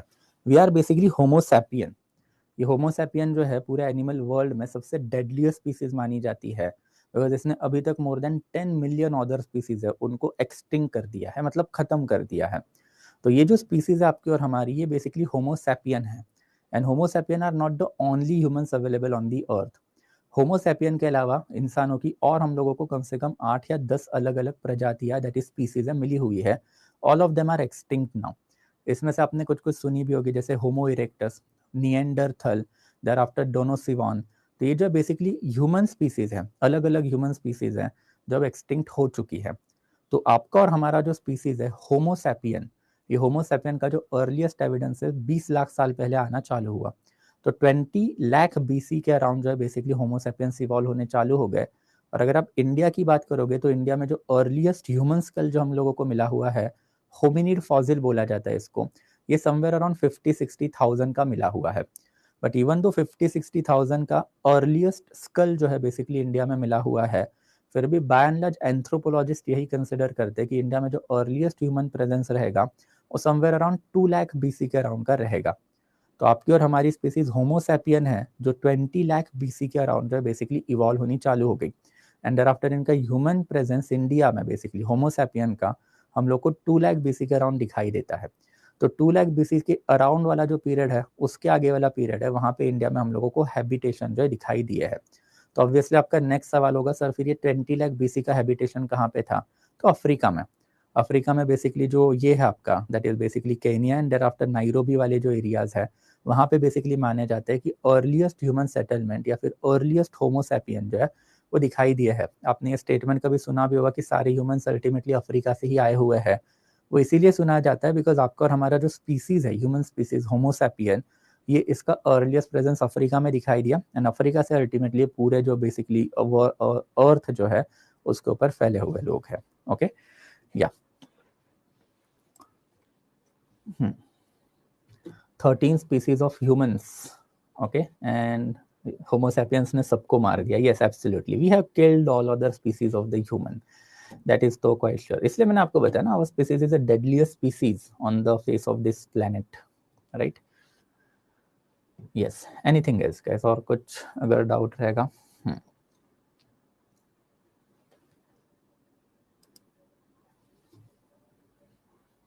Sir why are the most historians to debug, debug का मतलब क्या होता है भाई? डिबग शुभम बेसिकली उसका मतलब बताओगे मेरे को, डिबग का मतलब नहीं पता, ठीक है। कि why are the most historians to debug are Britishers and not Indian in context of India. I guess आपको बेसिकली ये बोलना है कि ब्रिटिशर्स ही इंडिया में ज़्यादा क्यों है, इंडियन हिस्टोरियंस क्यों नहीं दिखते। उसका रीज़न हम लोगों ने पहले वाले ओरिएंटेशन में ही देख लिया है कि जो कॉलोनियल वर्जन ऑफ हिस्टोरियन है उन्होंने ही इंडिया की हिस्ट्री को अनर्थ करना क्यों चालू कर दिया, उनको ढूंढना क्यों चालू किया। ये मैं आपको एक्सप्लेन कर चुका हूँ हमारे पहले वाले ओरिएंटेशन में, जब हम लोगों ने हिस्टोरियोग्राफी देखी थी। It was a Warren Hastings problem कि बेसिकली आप एक क्रिश्चियन बंदे हो, क्रिश्चियन बंदे होने के साथ साथ बेसिकली आप जो है बेसिकली एक बंगाल वाले एरिया में आके बैठे हो जहाँ पे हिंदू एंड मुस्लिम लॉस चल रहे हैं। तो ऑब्वियसली आप ब्रिटेन के लॉ तो बंगाल के ऊपर इम्प्लीमेंट नहीं कर पाओगे, आप क्रिश्चियन लॉज भी इंडिया के ऊपर इम्प्लीमेंट नहीं कर पाओगे। देन ऑब्वियसली फिर आपको क्या करना पड़ेगा, देन ऑब्वियसली आपको जो है बेसिकली ये जो है इंडिया के लोकल कस्टम जो है Hindu as well as Islamic सीखने पड़ेंगे, and that is where they started to unearth the history of India. तो उन्होंने बेसिकली इंडिया की हिस्ट्री इसी वजह से ढूंढने निका चालू की कि इंडिया में जो कस्टम है, ट्रेडिशन है, जो लॉज है, उसका पास्ट क्या है, ये कस्टम ट्रेडिशन लॉज इंडिया में है क्यों, बिकॉज वो समझे बिना आप इंडिया को रूल कैसे करोगे। तो that's why they were the first people who started to write about India's past, and there after फिर उनके काउंटर में आए हुए नेशनलिस्ट वर्जन है वो भी हमने देख लिए, and there after we have also talk about Cambridge school, subaltern school and Marxist school, right. तो ये बेसिकली कल वाले एंड देयर आफ्टर फिर उसके पहले परसों वाला जो हिस्टोरियोग्राफी वाला लेक्चर है उसमें हम लोगों ने ये चीजें जो कवर अप कर ली है। ओके, या perfect. How many species of human, अभी बताया ना किसी ने, 13 स्पीसीज है total. So there are total 13 species, जिसमें से बस अब हमारी बची हुई है, बाकी सब खत्म हो चुकी है। ओके, तो this is something related to the history. एक जमाने में उस सारी चीजें हम लोग पढ़ा करते थे, बट अब एंथ्रोपोलॉजी यूपीएससी ने 2013 में एक नया ऑप्शन ला के रख दिया है, तो सारा जो अर्ली फेज जो है वहां पे चला गया। तो दैट्स हम लोग पैलियोलिथिक एज के पहले वाला जो पीरियड है, that is evolution of the human species, ये हिस्ट्री में नहीं पढ़ते हैं। एक ज़माने में पढ़ा जाता था बिकॉज तब एंथ्रोपोलॉजी नाम का सब्जेक्ट नहीं था, तब हिस्ट्री के पोर्शन में वो सारी चीज़ें थी। अब हिस्ट्री के पोर्शन में आपको वो सारी चीज़ें नहीं मिलेंगी बिकॉज अब वो सारा पोर्शन उठ के एंथ्रोपोलॉजी में जा चुका है। तो that is good thing for us because उसकी वजह से पोर्शन काफ़ी कम हुआ। Got it? ओके, हाँ ठीक है, perfect, good. Yes, homo sapien exist first around 20 lakh BC, somewhere around that, and ultimately यही होमो सैपियन जो ये latest species of the human भी मानी जाती है। हमारे बाद हमने किसी और स्पीसीज को इवॉल्व ही नहीं होने दिया, सिंपल, ठीक है। चलो गुड, विल मूव फॉरवर्ड। तो हम लोगों ने जब ये जो टाइमलाइन जो देखी उसमें बेसिकली सबसे पहले जो है ये categorization of the history, I guess ये मैंने पहले भी करवाया था बट इसको अगेन करवाना वापस से जरूरी है, because now will understand the exact essential crux of this particular 3 word. ये जो 3 वर्ड है हम लोगों ने पहले भी देखे थे कि इसका रफ मतलब जो है बेसिकली क्या होता है, एंड यही वाले वर्ड जो अब हम लोगों को वापस देखने, since we have seen the timeline, तो पहले ये वाले वर्ड भी देखेंगे, and there after we have to see also कि what is this basically ancient, there after फिर ये जो medieval, and there after modern India का जो कैटेगराइजेशन है ये कैसे हुआ है। तो let's go one by one. सबसे पहले हम लोगों ने वापस अगेन देखा हुआ था कि ये जो वर्ड हिस्ट्री जो है उसका मतलब क्या है। इसका मतलब है टू एनक्वायर, बिकॉज ये ग्रीक वर्ड हिस्टोरिया से आया हुआ है, एंड हिस्टोरिया का मतलब ही होता है टू एनक्वायर। टू एनक्वायर मतलब बेसिकली हम लोगों को पास्ट इवेंट जो उसकी इंक्वायरी करनी है। बट ऑब्वियसली ह्यूमन इवोल्यूशन हुआ है, इट इज ह्यूमंस जिन्होंने अल्टीमेटली बोलना चालना सीखा है, इट इज ह्यूमंस मतलब होमो सैपियन जिन्होंने गॉड बनाए हुए भी है, इट इज ह्यूमंस जिन्होंने ultimately social custom, economical custom, political custom design किए हैं। तो आज आपको आपके घर पे बैठ के ऐसा जरूर लगता होगा कि एंशिएंट टाइम में गॉड्स ने ह्यूमन क्रिएट किए हैं, बट एग्जैक्टली हुआ तो अपोजिट है। It is humans who have created a God, and via God social, economical, political norm जो है सोसाइटी में एस्टेब्लिश किए गए हैं। उसके लिए फिर स्टोरीज लिखना and rest of the things करना, वो सारी चीजें जो बेसिकली स्पिरिचुअल, माइथोलॉजिकल होती है। एंड दैट्स जब आप इतिहास पढ़ते हो तो इतिहास में certain basic terminologies, that is pre history, proto history and history आपको समझनी पड़ेगी कि बेसिकली हम लोगों को इतिहास पढ़ना है।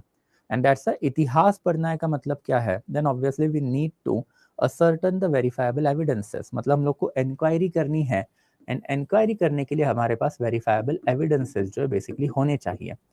जब तक वेरीफाइबल मटेरियल एविडेंसेस नहीं रहेंगे तब तक हम लोग इतिहास में सही में क्या हुआ था ये ढूंढ ही नहीं पाएंगे। बस कयास होते हैं, बस डिबेट्स होती है, बट रियली क्या हुआ था ये किसी को नहीं पता है। And that is something, for that purpose हम लोगों ने पहले वाली ओरिएंटेशन में देखा था कि sources are always important. And sources में फिर हम लोगों को लिटरेरी सोर्सेज भी मिले हुए हैं, आर्कियोलॉजिकल सोर्सेज भी मिले हैं। एंड फिर हम लोगों ने ये भी देखा है कि आर्कियोलॉजिकल एंड लिटरेरी सोर्सेज के प्रॉब्लम्स क्या है। आर्कियोलॉजिकल एंड लिटरेरी सोर्सेस में सबसे इंपॉर्टेंट चीज अगर कोई रहेगी तो वो लिटरेरी सोर्सेस ही होता है। इट इज लिटरेरी सोर्सेज जो बेसिकली हम लोगों को पिन पॉइंट डाटा प्रोवाइड करने की बेसिकली बातें करता है या फिर कोशिश करता है। एंड यही पिन पॉइंट डाटा को इस्तेमाल करके ultimately we can derive the truth. इसका मैंने आपको एक एग्जाम्पल भी बताया था कि अर्लीस्ट लेवल पे जब ह्यूमंस इंडिया में आए थे तो ह्यूमन जो तब हंटर फूड गैदरर थे। ह्यूमैनिटी का बेसिक एस्पेक्ट क्या है, we are animal people, we are not basically some basically god gifted people. Ultimately जैसे एक शेर को जब भूख लगती है तो वो किसी को भी मार देता है, तो ऑब्वियसली वही वाला इंस्टिंक्ट हमारे इसमें भी है। जब हम लोगों को भूख लगेगी फिर हम लोग आजू बाजू में कुछ नहीं देखेंगे, इंसान इंसान तक को खा जाता है। Cannibalism is very common aspect of the humanity. आपने कभी कभी देखा भी होगा डिस्कवरी नेट जियो के डॉक्यूमेंट्रीज के ऊपर कि कहीं प्लेन क्रैश हो गया एंड सिर्फ 2 ही लोग बचे हुए हैं, तो बेसिकली उन्होंने बेसिकली दूसरे जो इंसान जो मरे हुए थे उनका बेसिकली मांस काट के खा लिया, because that is the animal instinct that is going to kick in. And यही ये हंटर फूड गैदरर जो है बेसिकली जो अर्लीस्ट ह्यूमन जो है वो करते थे, इनको बस अपना पेट पालना है। एंड जब इनको पेट पालना है तो ना इनको ठीक से बोलना आता था, ना इनको लिखना आता था, ना सोसाइटी में कोई कस्टम थे, ना मैरिज था, ना बेसिकली बाप बेटे का रिलेशन था, ना बेटी बेसिकली पति पत्नी का रिलेशन था। बट इन दैट कैपेसिटी ये लोग थे कौन है, करते क्या थे, इसके कुछ कुछ एविडेंसेस इन्होंने हमारे लिए छोड़ के रखे हैं। सबसे इंपॉर्टेंट इसमें अगर कुछ रहेगा तो होगा cave painting. And cave painting से हमको बहुत सारी चीजें जो इनके सोसाइटी के बारे में पता चलती है। जैसे फॉर एग्जाम्पल अभी के टाइम पे अगर आप देखोगे तो से फॉर एग्जाम्पल अब इंडिया है, इंडिया जो है बेसिकली इसमें भी आपको घरों घरों में कोई ना कोई तो पेंटिंग दिखाई देगी।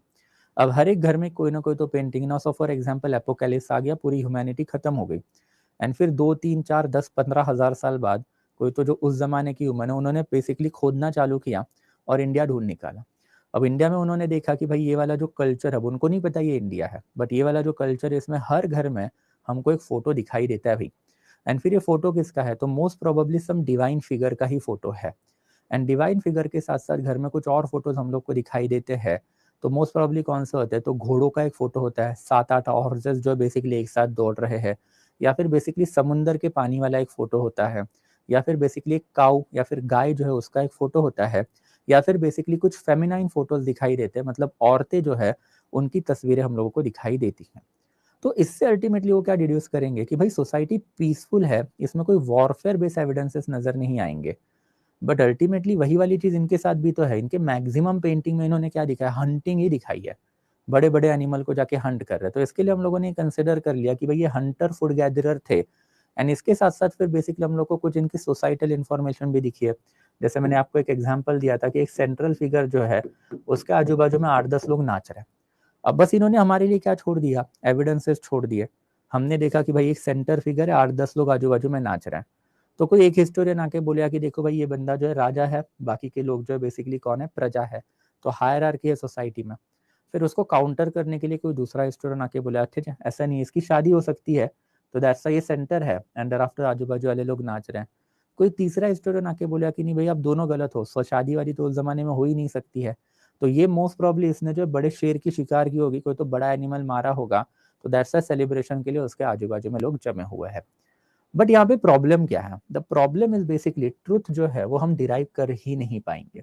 It becomes very much difficult to derive the truth from only archaeological sources, because इन्होंने अपने बारे में कुछ लिख के ही नहीं रखा। और क्यों नहीं लिख के रखा, बिकॉज उनको लिखना आता ही नहीं था। लिखना इज एन आर्ट ना, जो गॉड गिफ्ट नहीं होती है, जो आपको सीखनी पड़ती है।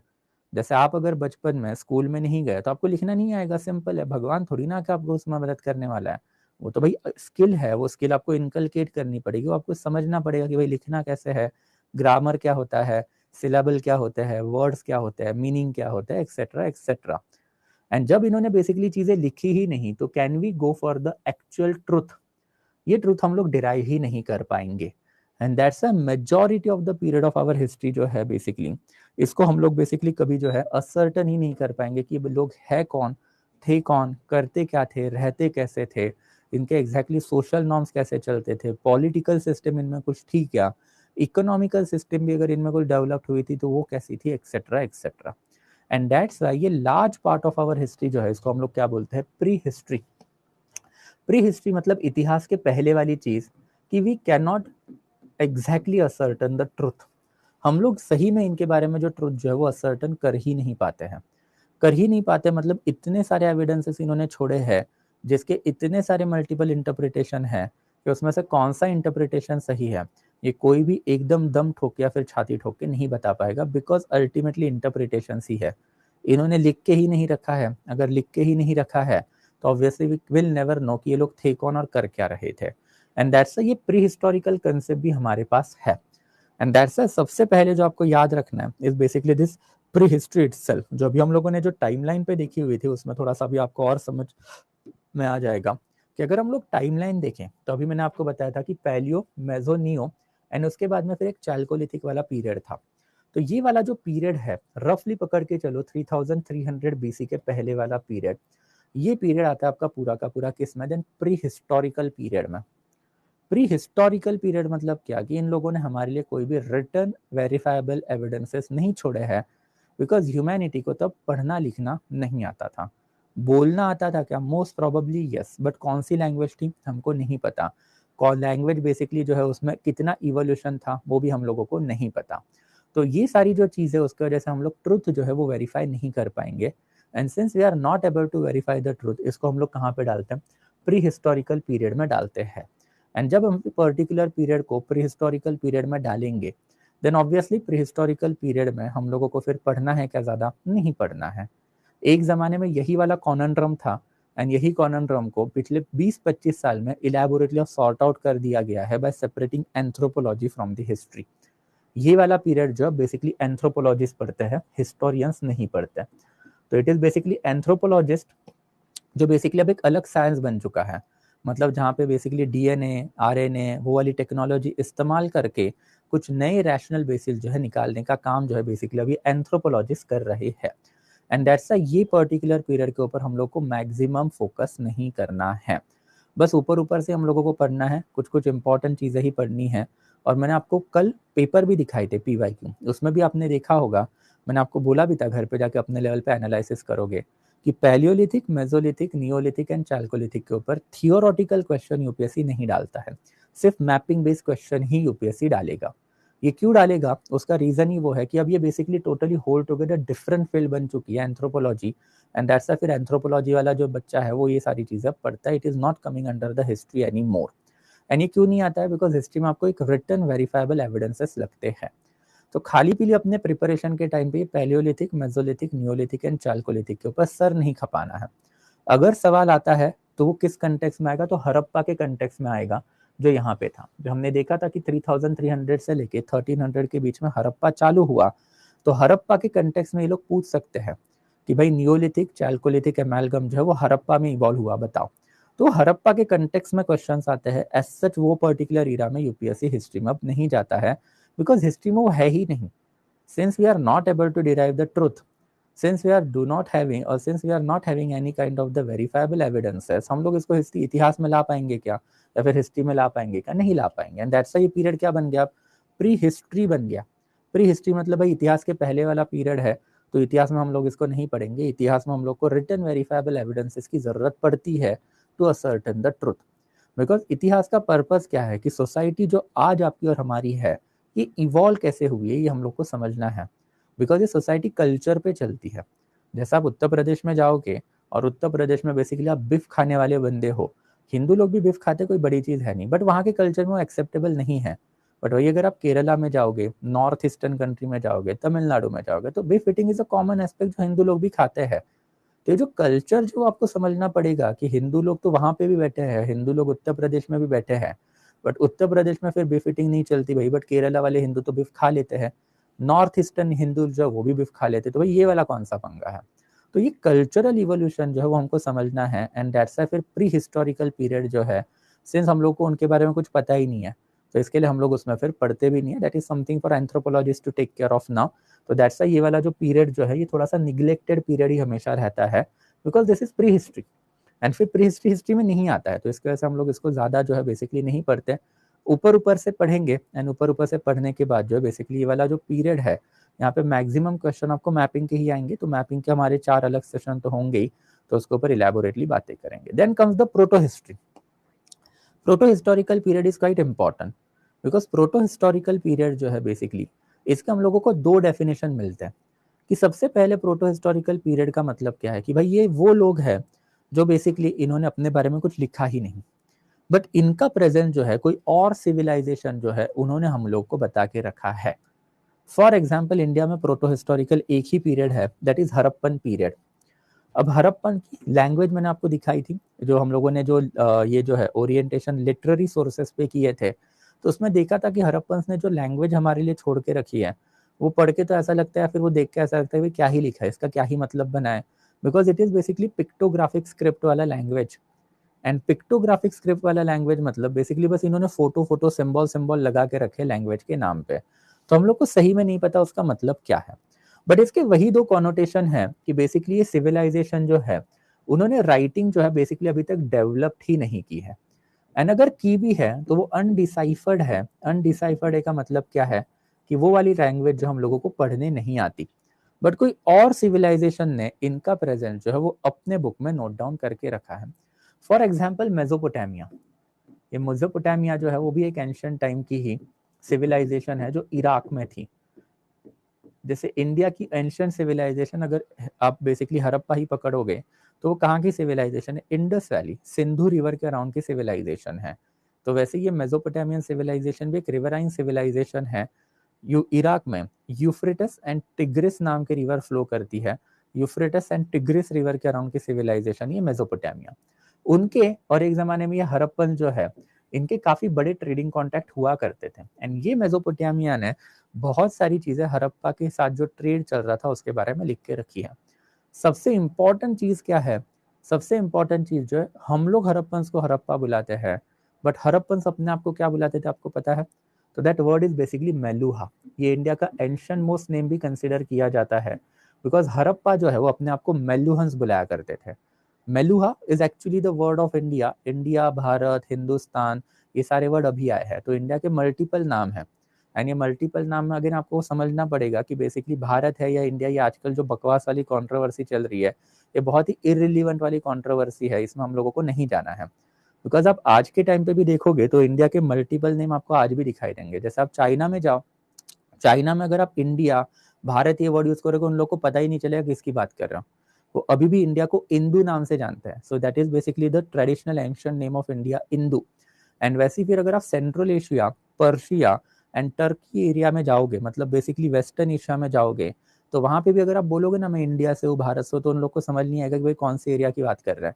तो बिकॉज वहां पे इंडिया का नाम है, आज भी बाजिस्तान के नाम से चलता है, तो बाजिस्तान वाला वर्ड जो वो लोग इंडिया के लिए यूज करते हैं। तो इंडिया के मल्टीपल नेम जो वो हमेशा से ही रहे हैं, बिकॉज इंडिया बेसिकली इसमें बहुत सारे अलग अलग कल्चर जो है वो ट्रेडिशनल लेवल पे हम लोग को दिखाई दिए हैं। जैसे ये मेलुआ जो है वो भी बेसिकली सिर्फ और सिर्फ हड़प्पन लोगों का था, एंड हड़प्पन लोग तो सिर्फ और सिर्फ ये जो है सिंधु रिवर के अराउंड वाले ही लोग थे। एंड सिंस हड़प्पन लोग सिर्फ और सिर्फ सिंधु रिवर के अराउंड वाले लोग थे, तो इन दैट कैपेसिटी मेलुआ से सिंधु एरिया वाला ही एरिया है। उसी टाइम पे साउथ इंडिया में अगर आप जाओगे तो वहाँ पे नियोलिथिक एज चल ही रहा था। अगर आप बेसिकली राजस्थान वाले एरिया में आओगे वहाँ पे चैल्कोलिथिक एज चल रहा था। एंड फिर अगर आप बेसिकली उत्तर प्रदेश, बिहार वाले एरिया में आओगे तो वहाँ तो अभी भी मेजोलिथिक और पैलियोलिथिक एजेस के एविडेंसेस हमको दिखाई दिए हैं। एंड यही चीज अगेन आपको समझनी पड़ेगी कि बेसिकली जो करंट कंट्रोवर्सीज होता है, इसके मैंने आपको बेसिकली पहले वाले ओरिएंटेशन में बताया था कि बहुत सारे करंट इक्वेशन या फिर क्वेश्चन जो उसके आंसर आपको इतिहास में कहीं ना कहीं पे तो मिल ही जाएंगे। तो ये नेम रिलेटेड कंट्रोवर्सी जो थी, इसी वजह से मैंने आपको ये नाम बताया कि एक जमाने में हड़प्पन को अगर आप जाके पूछते कि भाई आप भारतीय हो, आप इंडियन हो, तो बेसिकली कान के नीचे एक लगा के देते भाई हम मेलुहन है, because that is the word that have been mentioned for the Harappan civilisation by the Mesopotamian record. And ये क्लियरली शो करता है कि भाई वर्ड इंडिया है, भारत ये लेटर ऑन एंटिटी है, लेटर ऑन आए हुए वर्ड है। And in that capacity Meluha and there after Meluha के साथ जो मेसोपोटामिया का जो ट्रेड हुआ उसके वजह से हमको हड़प्पन के बारे में बहुत सारी चीजें पता चली जो लेटर ऑन देखेंगे। बट ये वाला पीरियड इसको हम लोग प्रोटो हिस्ट्री बोलते हैं। प्रोटो हिस्ट्री मतलब pre history and after history के बीच वाला पीरियड, कि जहाँ पे हम लोग सर्टन डिग्री ऑफ ट्रुथ जो है वो असर्टन कर सकते हैं। बिकॉज अब हमारे पास क्या है, रिटन वेरीफाइबल एविडेंसेस है, भले वो हमारे खुद के नहीं है, कोई बाहरी सिविलाइजेशन के है, बट उनके वजह से हमको ये चीज पता तो चली भाई। एंड दैट्स ये भी काफी सिग्निफिकेंट पीरियड है प्रोटो हिस्ट्री। एंड जहाँ पे आपको ट्रुथ मिलेगा देन ऑब्वियसली फिर वो ट्रुथ जो है वो आप असर्टन करना चालू करोगे, तो उसको आप इलेबोरेटली पढ़ोगे। तो प्रोटो हिस्ट्री को तो हम लोग को पढ़ना पड़ता है, ये हिस्ट्री ही है, बस इसको हम लोग प्रोटो इसलिए बोलते हैं बिकॉज इंडिजीनियस लिटरेरी सोर्सेस नहीं है, देसी लिटरेरी सोर्सेस नहीं है, फॉरेन के लिटरेरी सोर्सेस है। तो हम लोगों को वो एक बेसिकली डर रहता ही है कि भाई जो लिखा है वो सच है या नहीं है। And that brings us to the next part, that is actual history. ये जो एक्चुअल हिस्ट्री है मतलब क्या है कि बेसिकली रिटन रिकॉर्ड जो है हम लोगों को ये पर्टिकुलर पीरियड ऑनवर्ड जो इंडिया में मिलने चालू हुए, that is Vedic age onward. Again timeline पे जाएंगे तो आपको समझ में आ जाएगा कि अभी हम लोगों ने देखा था कि 3300 बीसी के पहले वाला पीरियड ये प्री हिस्ट्री है। 3300 से लेके रफली 1500 तक का जो पीरियड है ये आपका क्या बन जाएगा, देन ये हड़प्पन एज है। एंड 1500 से लेके रफली 600 तक का जो पीरियड है ये कौन सा पीरियड है, तो वैदिक पीरियड है। यही वैदिक पीरियड में फिर हमारे पास क्या आने चालू हो गए, देन जो रिटन वेरीफाइबल एविडेंसेस जो वो आने चालू हो गए। एंड दैट्स अ वैदिक एज ऑनवर्ड क्या होती है, हमारी जो इतिहास जो है वो एक्चुअली चालू होता है। And that's you can see कि अब 1500 के बाद अभी तक इतने सारे इंपॉर्टेंट इवेंट हम लोगों को पता है, बट ये 1500 के पहले हम लोग को कुछ नहीं पता। इवन हम लोग हड़प्पन सिविलाइजेशन भी ले ना, हम लोगों को हड़प्पन सिविलाइजेशन के लोगों के नाम पता है ना, इनकी पॉलिटिकल सिस्टम पता है, और exact political social economical and cultural condition कैसी थी ये भी नहीं पता। हमको नहीं पता इनका रिलीजन हिंदू था या फिर कोई और था। हमको नहीं पता कि इनमें कोई प्राइम मिनिस्टर, किंग ऐसी एंटिटीज हुआ करती थी या नहीं हुआ करती थी। हम लोग को नहीं पता कि इन्होंने जो बेसिकली मूर्तियां जो छोड़ी है जो लोगों की, ऑब्वियसली कोई ना कोई तो एक इंपॉर्टेंट बंदा इनके लिए रहा होगा, बट वो बंदे का नाम क्या है। एंड इन दैट कैपेसिटी यहाँ से पहले जो है 1500 बीसी ऑनवर्ड से पहले हमको सही में नहीं पता इंडिया में चल क्या रहा था। एंड दैट्स फिर ये वाला जो पूरा का पूरा पीरियड है वो निग्लेक्टेड पीरियड है। इसमें से फिर एक और categorisation that is pre history वाला जो पीरियड है वो तो पूरा ही निग्लेक्टेड है। बट एटलीस्ट प्रोटो हिस्ट्री की जो जो इन्फॉर्मेशन हम लोगों को मिली है, एटलीस्ट इकोनॉमिकल इन्फॉर्मेशन तो है हमारे पास मेसोपोटामियन रिकॉर्ड की वजह से, तो वो तो हम लोगों को करनी ही पड़ेगी। And from here onward, that is Vedic age onward, then starts the actual period of history. And history मतलब क्या, then obviously written verifiable evidences जो देसी होने चाहिए, जो हम लोग पढ़े एंड पढ़ के कुछ ट्रू वर्जन जो है इंडिया के सोसाइटी का डिराइव कर पाए। And that is how our history start. And now within this history फिर हमारे पास क्या है, तीन कैटेगराइजेशन है, that is basically ancient India, medieval India and there after modern India. तो सबसे पहले आपको याद रखना है कि pre historical period, proto historical period and then historical period.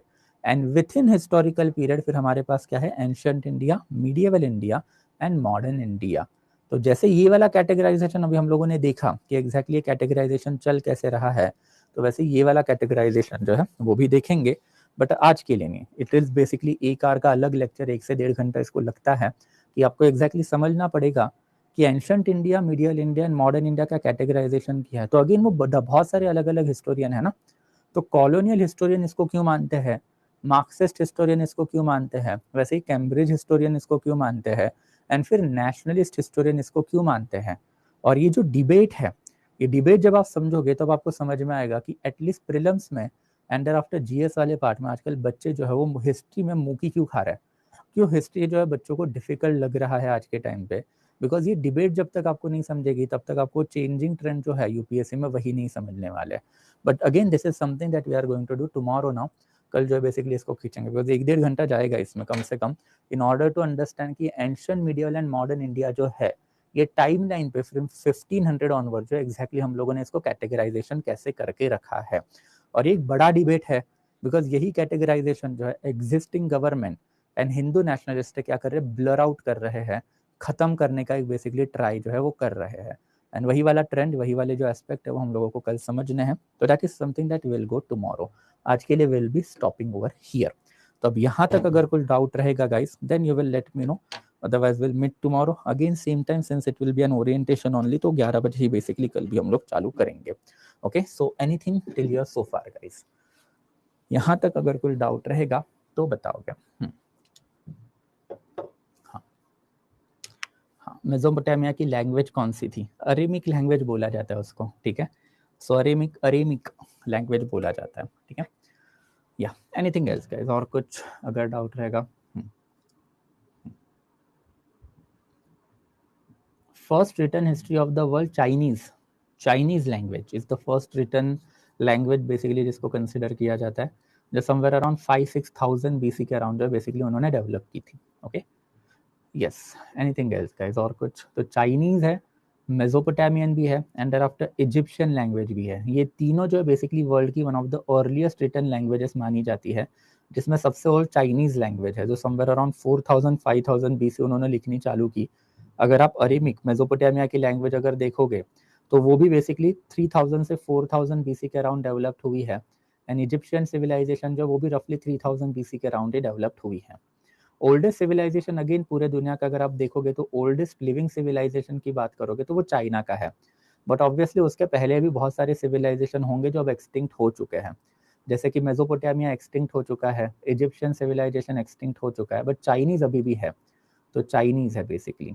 Okay, हाँ, Chinese no, I told you that one of the earliest written language is basically the Chinese language. Okay, yes, okay, yeah anything guys till here so far, यहाँ तक अगर कोई doubt होगा तो बताओगे।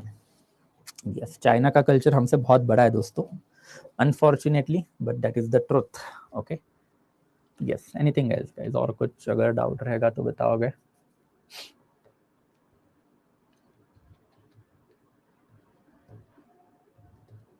Okay, take a minute also अगर और कोई इसमें डाउट रहेगा तो। बट ये वाला लेक्चर जो इसको थोड़ा सा वापस से एक बार रिपीटेटिवली देखोगे, एक टाइमलाइन जो है बेसिकली क्या करना है तो आपको बना के रखना है, एंड टाइमलाइन जब बना के रखोगे तो उसको थोड़ा सा रटना भी है, बिकॉज ये इंपॉर्टेंट इवेंट है, और इसमें जो कंसेप्ट अभी हम लोगों ने देखे कि pre history, proto history and history, and with in history फिर अल्टीमेटली आपका ancient, medieval and modern India, ये सब सारी चीज़ें जो है बाकी की तो कल तक क्लियर हो जाएंगी, बट जितनी आज हम लोगों ने देखी उतने तो आपके दिमाग में जो क्या होना चाहिए वो एकदम ही फिट होनी चाहिए, राइट। अरेमिक लैंग्वेज इंडियंस को आता था, यस एब्सोल्युटली आता था। अरेमिक लैंग्वेज जो बेसिकली इंडियंस को आता था, इवन अशोका के इंस्क्रिप्शन में हम लोगों को अरेमिक लैंग्वेज जो उसके एविडेंसेस दिखाई दिए, तो अरेमिक लैंग्वेज, ग्रीक लैंग्वेज जो है वो बेसिकली उस जमाने के इंडियंस को आता है, बिकॉज ऑब्वियसली ये लोगों के साथ इनके इलेबोरेट कॉन्टैक्ट है ना, कि जैसे बेसिकली इजिप्शियन, सॉरी, ये जो मेसोपोटामिया का सिविलाइजेशन है एंड ग्रीक सिविलाइजेशन, उसके साथ इंडिया का एंशिएंट टाइम में ट्रेडिंग कॉन्टैक्ट था, एंड दैट्स वो लैंग्वेजेस इंडियन को आना काफ़ी लाजमी थी, काफ़ी ऑर्डिनरी थी। जैसे आज के टाइम पे India and there after Britain का एक इलेबोरेट कॉन्टैक्ट है, तो हम लोगों को इंग्लिश आती है ना, ये क्या इंग्लिश लैंग्वेज ही तो हम नहीं पढ़ते क्या? तो it is very common thing, because उस ज़माने में बेसिकली यही इंग्लिश की जगह जो है, यही बेसिकली मेसोपोटामिया के लोग या फिर ग्रीक लोग इंडिया में आके बैठे हुए हैं। तो as far as basically second century BC तक भी पकड़ के चलो कि अशोका के जो इंस्क्रिप्शन हम लोगों को सेंट्रल एशिया में दिखे, अफगानिस्तान में, उसमें हम लोगों को Aramaic language and there after Greek language, दोनों लैंग्वेज जो है बेसिकली उसमें अशोका के इंस्क्रिप्शन दिखे हैं, बिकॉज वो वाला एरिया अशोका के अंडर था, वहाँ के मैक्सिमम लोग हैं वहाँ पे Aramaic and there after Greek language में बात करने वाले थे, तो उसके लिए अशोका ने वहाँ पे Aramaic and there after Greek language जो है उसका इस्तेमाल अपने इंस्क्रिप्शन में करके रखा है। तो ये वाली लैंग्वेज इंडियंस को आती थी, यस आती थी, बिकॉज ट्रेडिंग कॉन्टैक्ट है, एंड ट्रेड बेसिकली जब तक आप एक दूसरे के साथ बात नहीं करोगे तब तक होगा नहीं ना, सिंपल है। एनीथिंग एल्स गाइस, और कुछ अगर डाउट रहेगा तो बताओगे।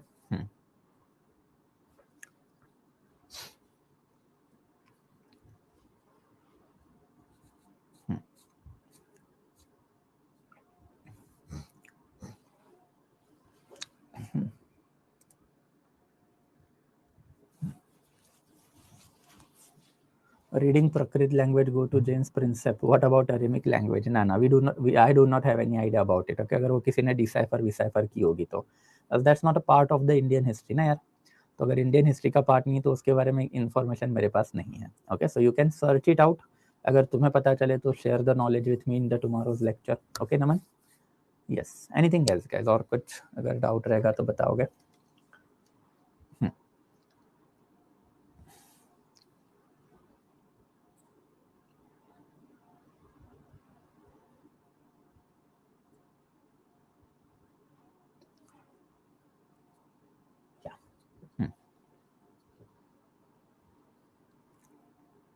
क्लियर है, right? Absolutely clear, perfect, good. Okay, take a minute more, अगर और कोई डाउट अगर रहेगा दोस्तों तो जल्दी से type it out, otherwise I will stop the session. Okay, is there influence of Greek culture और Indian religion on to Hinduism? ये बहुत सारा है, क्यों नहीं है. बेसिकली इसके ऊपर लेटर ऑन हम लोग बात भी करेंगे. तो फॉर योर इन्फॉर्मेशन, जो कॉइन्स जो है जो बेसिकली आज इंडिया में यूज होते हैं वो इंडो ग्रीक्स ने इंडिया में इशू किए हुए कॉइन्स है. तो फर्स्ट गोल्ड कॉइन अगर इंडिया में किसी ने इंट्रोड्यूस किया होगा तो वो था Indo Greek. It was Indo Greek ruler जिन्होंने गोल्ड कॉइन इंडिया में इशू किए थे. Thereafter as I told you कि साड़ी जो है जो आप पहनते हो बेसिकली लड़कियां जो ट्रेडिशनल इंडियन अटायर कंसिडर किया जाता है वो भी ग्रीक लोगों से इंडिया में आया हुआ है. देर आफ्टर तीसरी चीज की अगर आप बात करोगे तो बेसिकली जो इंडो ग्रीक लोग जो है इन्होंने बेसिकली इंडिया का जो बेसिकली स्पाइस जो है वो वेस्टर्न कंट्रीज में फेमस करने का काम किया था. तो उसका भी एक ह्यूज इम्पैक्ट जो इंडिया के ऊपर पड़ा कि जो मटेरियल प्रॉस्पेरिटी इंडिया की जो हुई थी अर्लीस्ट लेवल पे ये इंडो ग्रीक के वजह से ही हुई थी. बिकॉज इंडिया के जो माल है वो इंडिया से लेके जाके वहाँ पे वेस्टर्न कंट्रीज में फेमस करने का काम इन्हीं लोगों ने किया हुआ था. देयर आफ्टर आपने आजकल ज्योतिष शास्त्र देखा होगा. तो ज्योतिष शास्त्र जो है बेसिकली ये भी ग्रीक लोगों का ही है. It is in fact basically the होर शास्त्र. एंड ये होर शास्त्र जो है बेसिकली मतलब साइंस ऑफ ग्रीक, वहाँ से अल्टीमेटली ज्योतिष शास्त्र जो हिंदू रिलीजन में बेसिकली आपको दिखाई देगा. तो इंडो ग्रीक का तो हमेशा से एक ह्यूज इम्पैक्ट जो इंडिया के ऊपर पड़ा हुआ है. एंड इंडो ग्रीक लोग जो है बेसिकली आपको आज भी इंडिया में दिखाई देंगे जिनको आप पठान के नाम से जानते हो. तो दिस पठान पीपल जो दे आर एक्चुअल में Indo Greek people who are later on converted into Islamic religion with the arrival of the Islamic people. Okay, yes. हाँ, ओके, ठीक है. ओके, चलो क्लियर. हाँ, एनीथिंग एल्स गाइस, और कुछ अगर डाउट रहेगा तो बताओगे.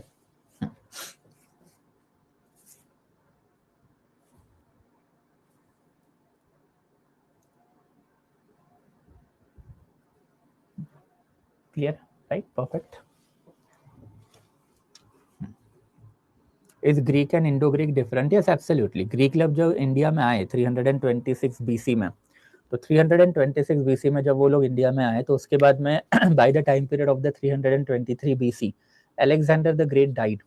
एंड अलेक्जेंडर के मरने के बाद उसका जो एम्पायर है उसके 5 मिलिट्री कमांडर में डिवाइड हुआ, जिसमें जो इंडिया एंड आफ्टर अफगानिस्तान वाला पार्ट है अलेक्जेंडर ने बेसिकली बियास रिवर तक का इंडिया कैप्चर किया था. तो बियास रिवर मतलब पकड़ के चलो कि अभी का रफली पूरा का पूरा जो पाकिस्तान एंड आफ्टर अफगानिस्तान वाला एरिया. तो ये जो पाकिस्तान एंड अफगानिस्तान वाला जो एरिया है ये अलेक्जेंडर के एक military commander that is Seleucus Nicator के अंडर आया. ये सेल्यूकस निकेटार जो है बेसिकली काफी इंपॉर्टेंट पर्सन है. इसने बेसिकली सेल्जुकी डायनेस्टी जो है वो बनाई थी. ये सेल्जुकी डायनेस्टी ने 1000 साल के लिए अफगानिस्तान के ऊपर रूल किया. बट अल्टीमेटली यही डायनेस्टी जो है वो लेटर ऑन अफगानिस्तान पाकिस्तान वाले एरिया में सेटल डाउन हो गई. पाकिस्तान अभी के लिए डिफरेंट है, तब इंडिया का ही पार्ट था. एंड जब उसके जो लोग हैं उसके जो बेसिकली ग्रीक लोग जो इंडियन लोगों के साथ इंटरमिंगल हुए तो उनके बच्चे मतलब जो प्रोजेनी है उनको आप इंडो ग्रीक बोलोगे.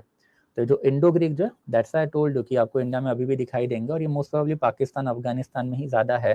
That is basically the Pathan people. तो जो पठान पीपल जो है basically this are the Indo Greek people or you can say that them to be the Greek people who ultimately settled down in India or the western frontier of our country. तो Indo Greek are those Greek who intermingled with Indians and इनके progeny को आप Indo Greek बोलोगे. जबकि Greek मतलब जो basically pure racial blood Greek का ही है वो बंदा ग्रीक. ये वही वाला पंगा है जैसे Britain and Anglo Indian, right. तो basically British and Anglo British Anglo Indian जो बेसिकली ये अलग अलग लोग हैं, तो वही वाला पंगा है वो. ठीक है. Do you believe in God? काफी हैवी क्वेश्चन है. Yes, I do believe in God दोस्त, राइट. होप हर जगह पे लगता है आपको, बाकी सारी बातें अलग होती है, but ultimately hope is a hope, right. So when you do not have any hope आपको भगवान लगता ही लगता है. So God is a necessity of the humanity. Without God humanity चल ही नहीं पाएगी आगे. If every person becomes a rational, if every person start to become a materialistic तो civilization collapse हो जाएगा आपको. so God is basically the necessity और उसके ऊपर यकीन आपको तो रखना ही पड़ेगा, राइट. और आप भी करोगे, don't worry about that. Prelims लिखने जाओगे उसके पहले, इंटरव्यू के पहले, मेंस के पहले, हर जगह भगवान याद आ जाता है. Don't worry. Okay, anything else guys, और कुछ क्लियर है बाकी सारी चीजें? तो विल स्टॉप फिर दोस्तों आज के लिए. Will meet again then tomorrow same time 11:10 के अराउंड जो चालू करेंगे.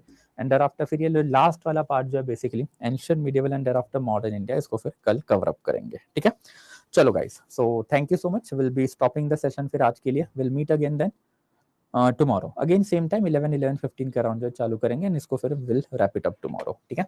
चलो guys, thank you so much, okay, thank you so much, will meet again tomorrow, okay.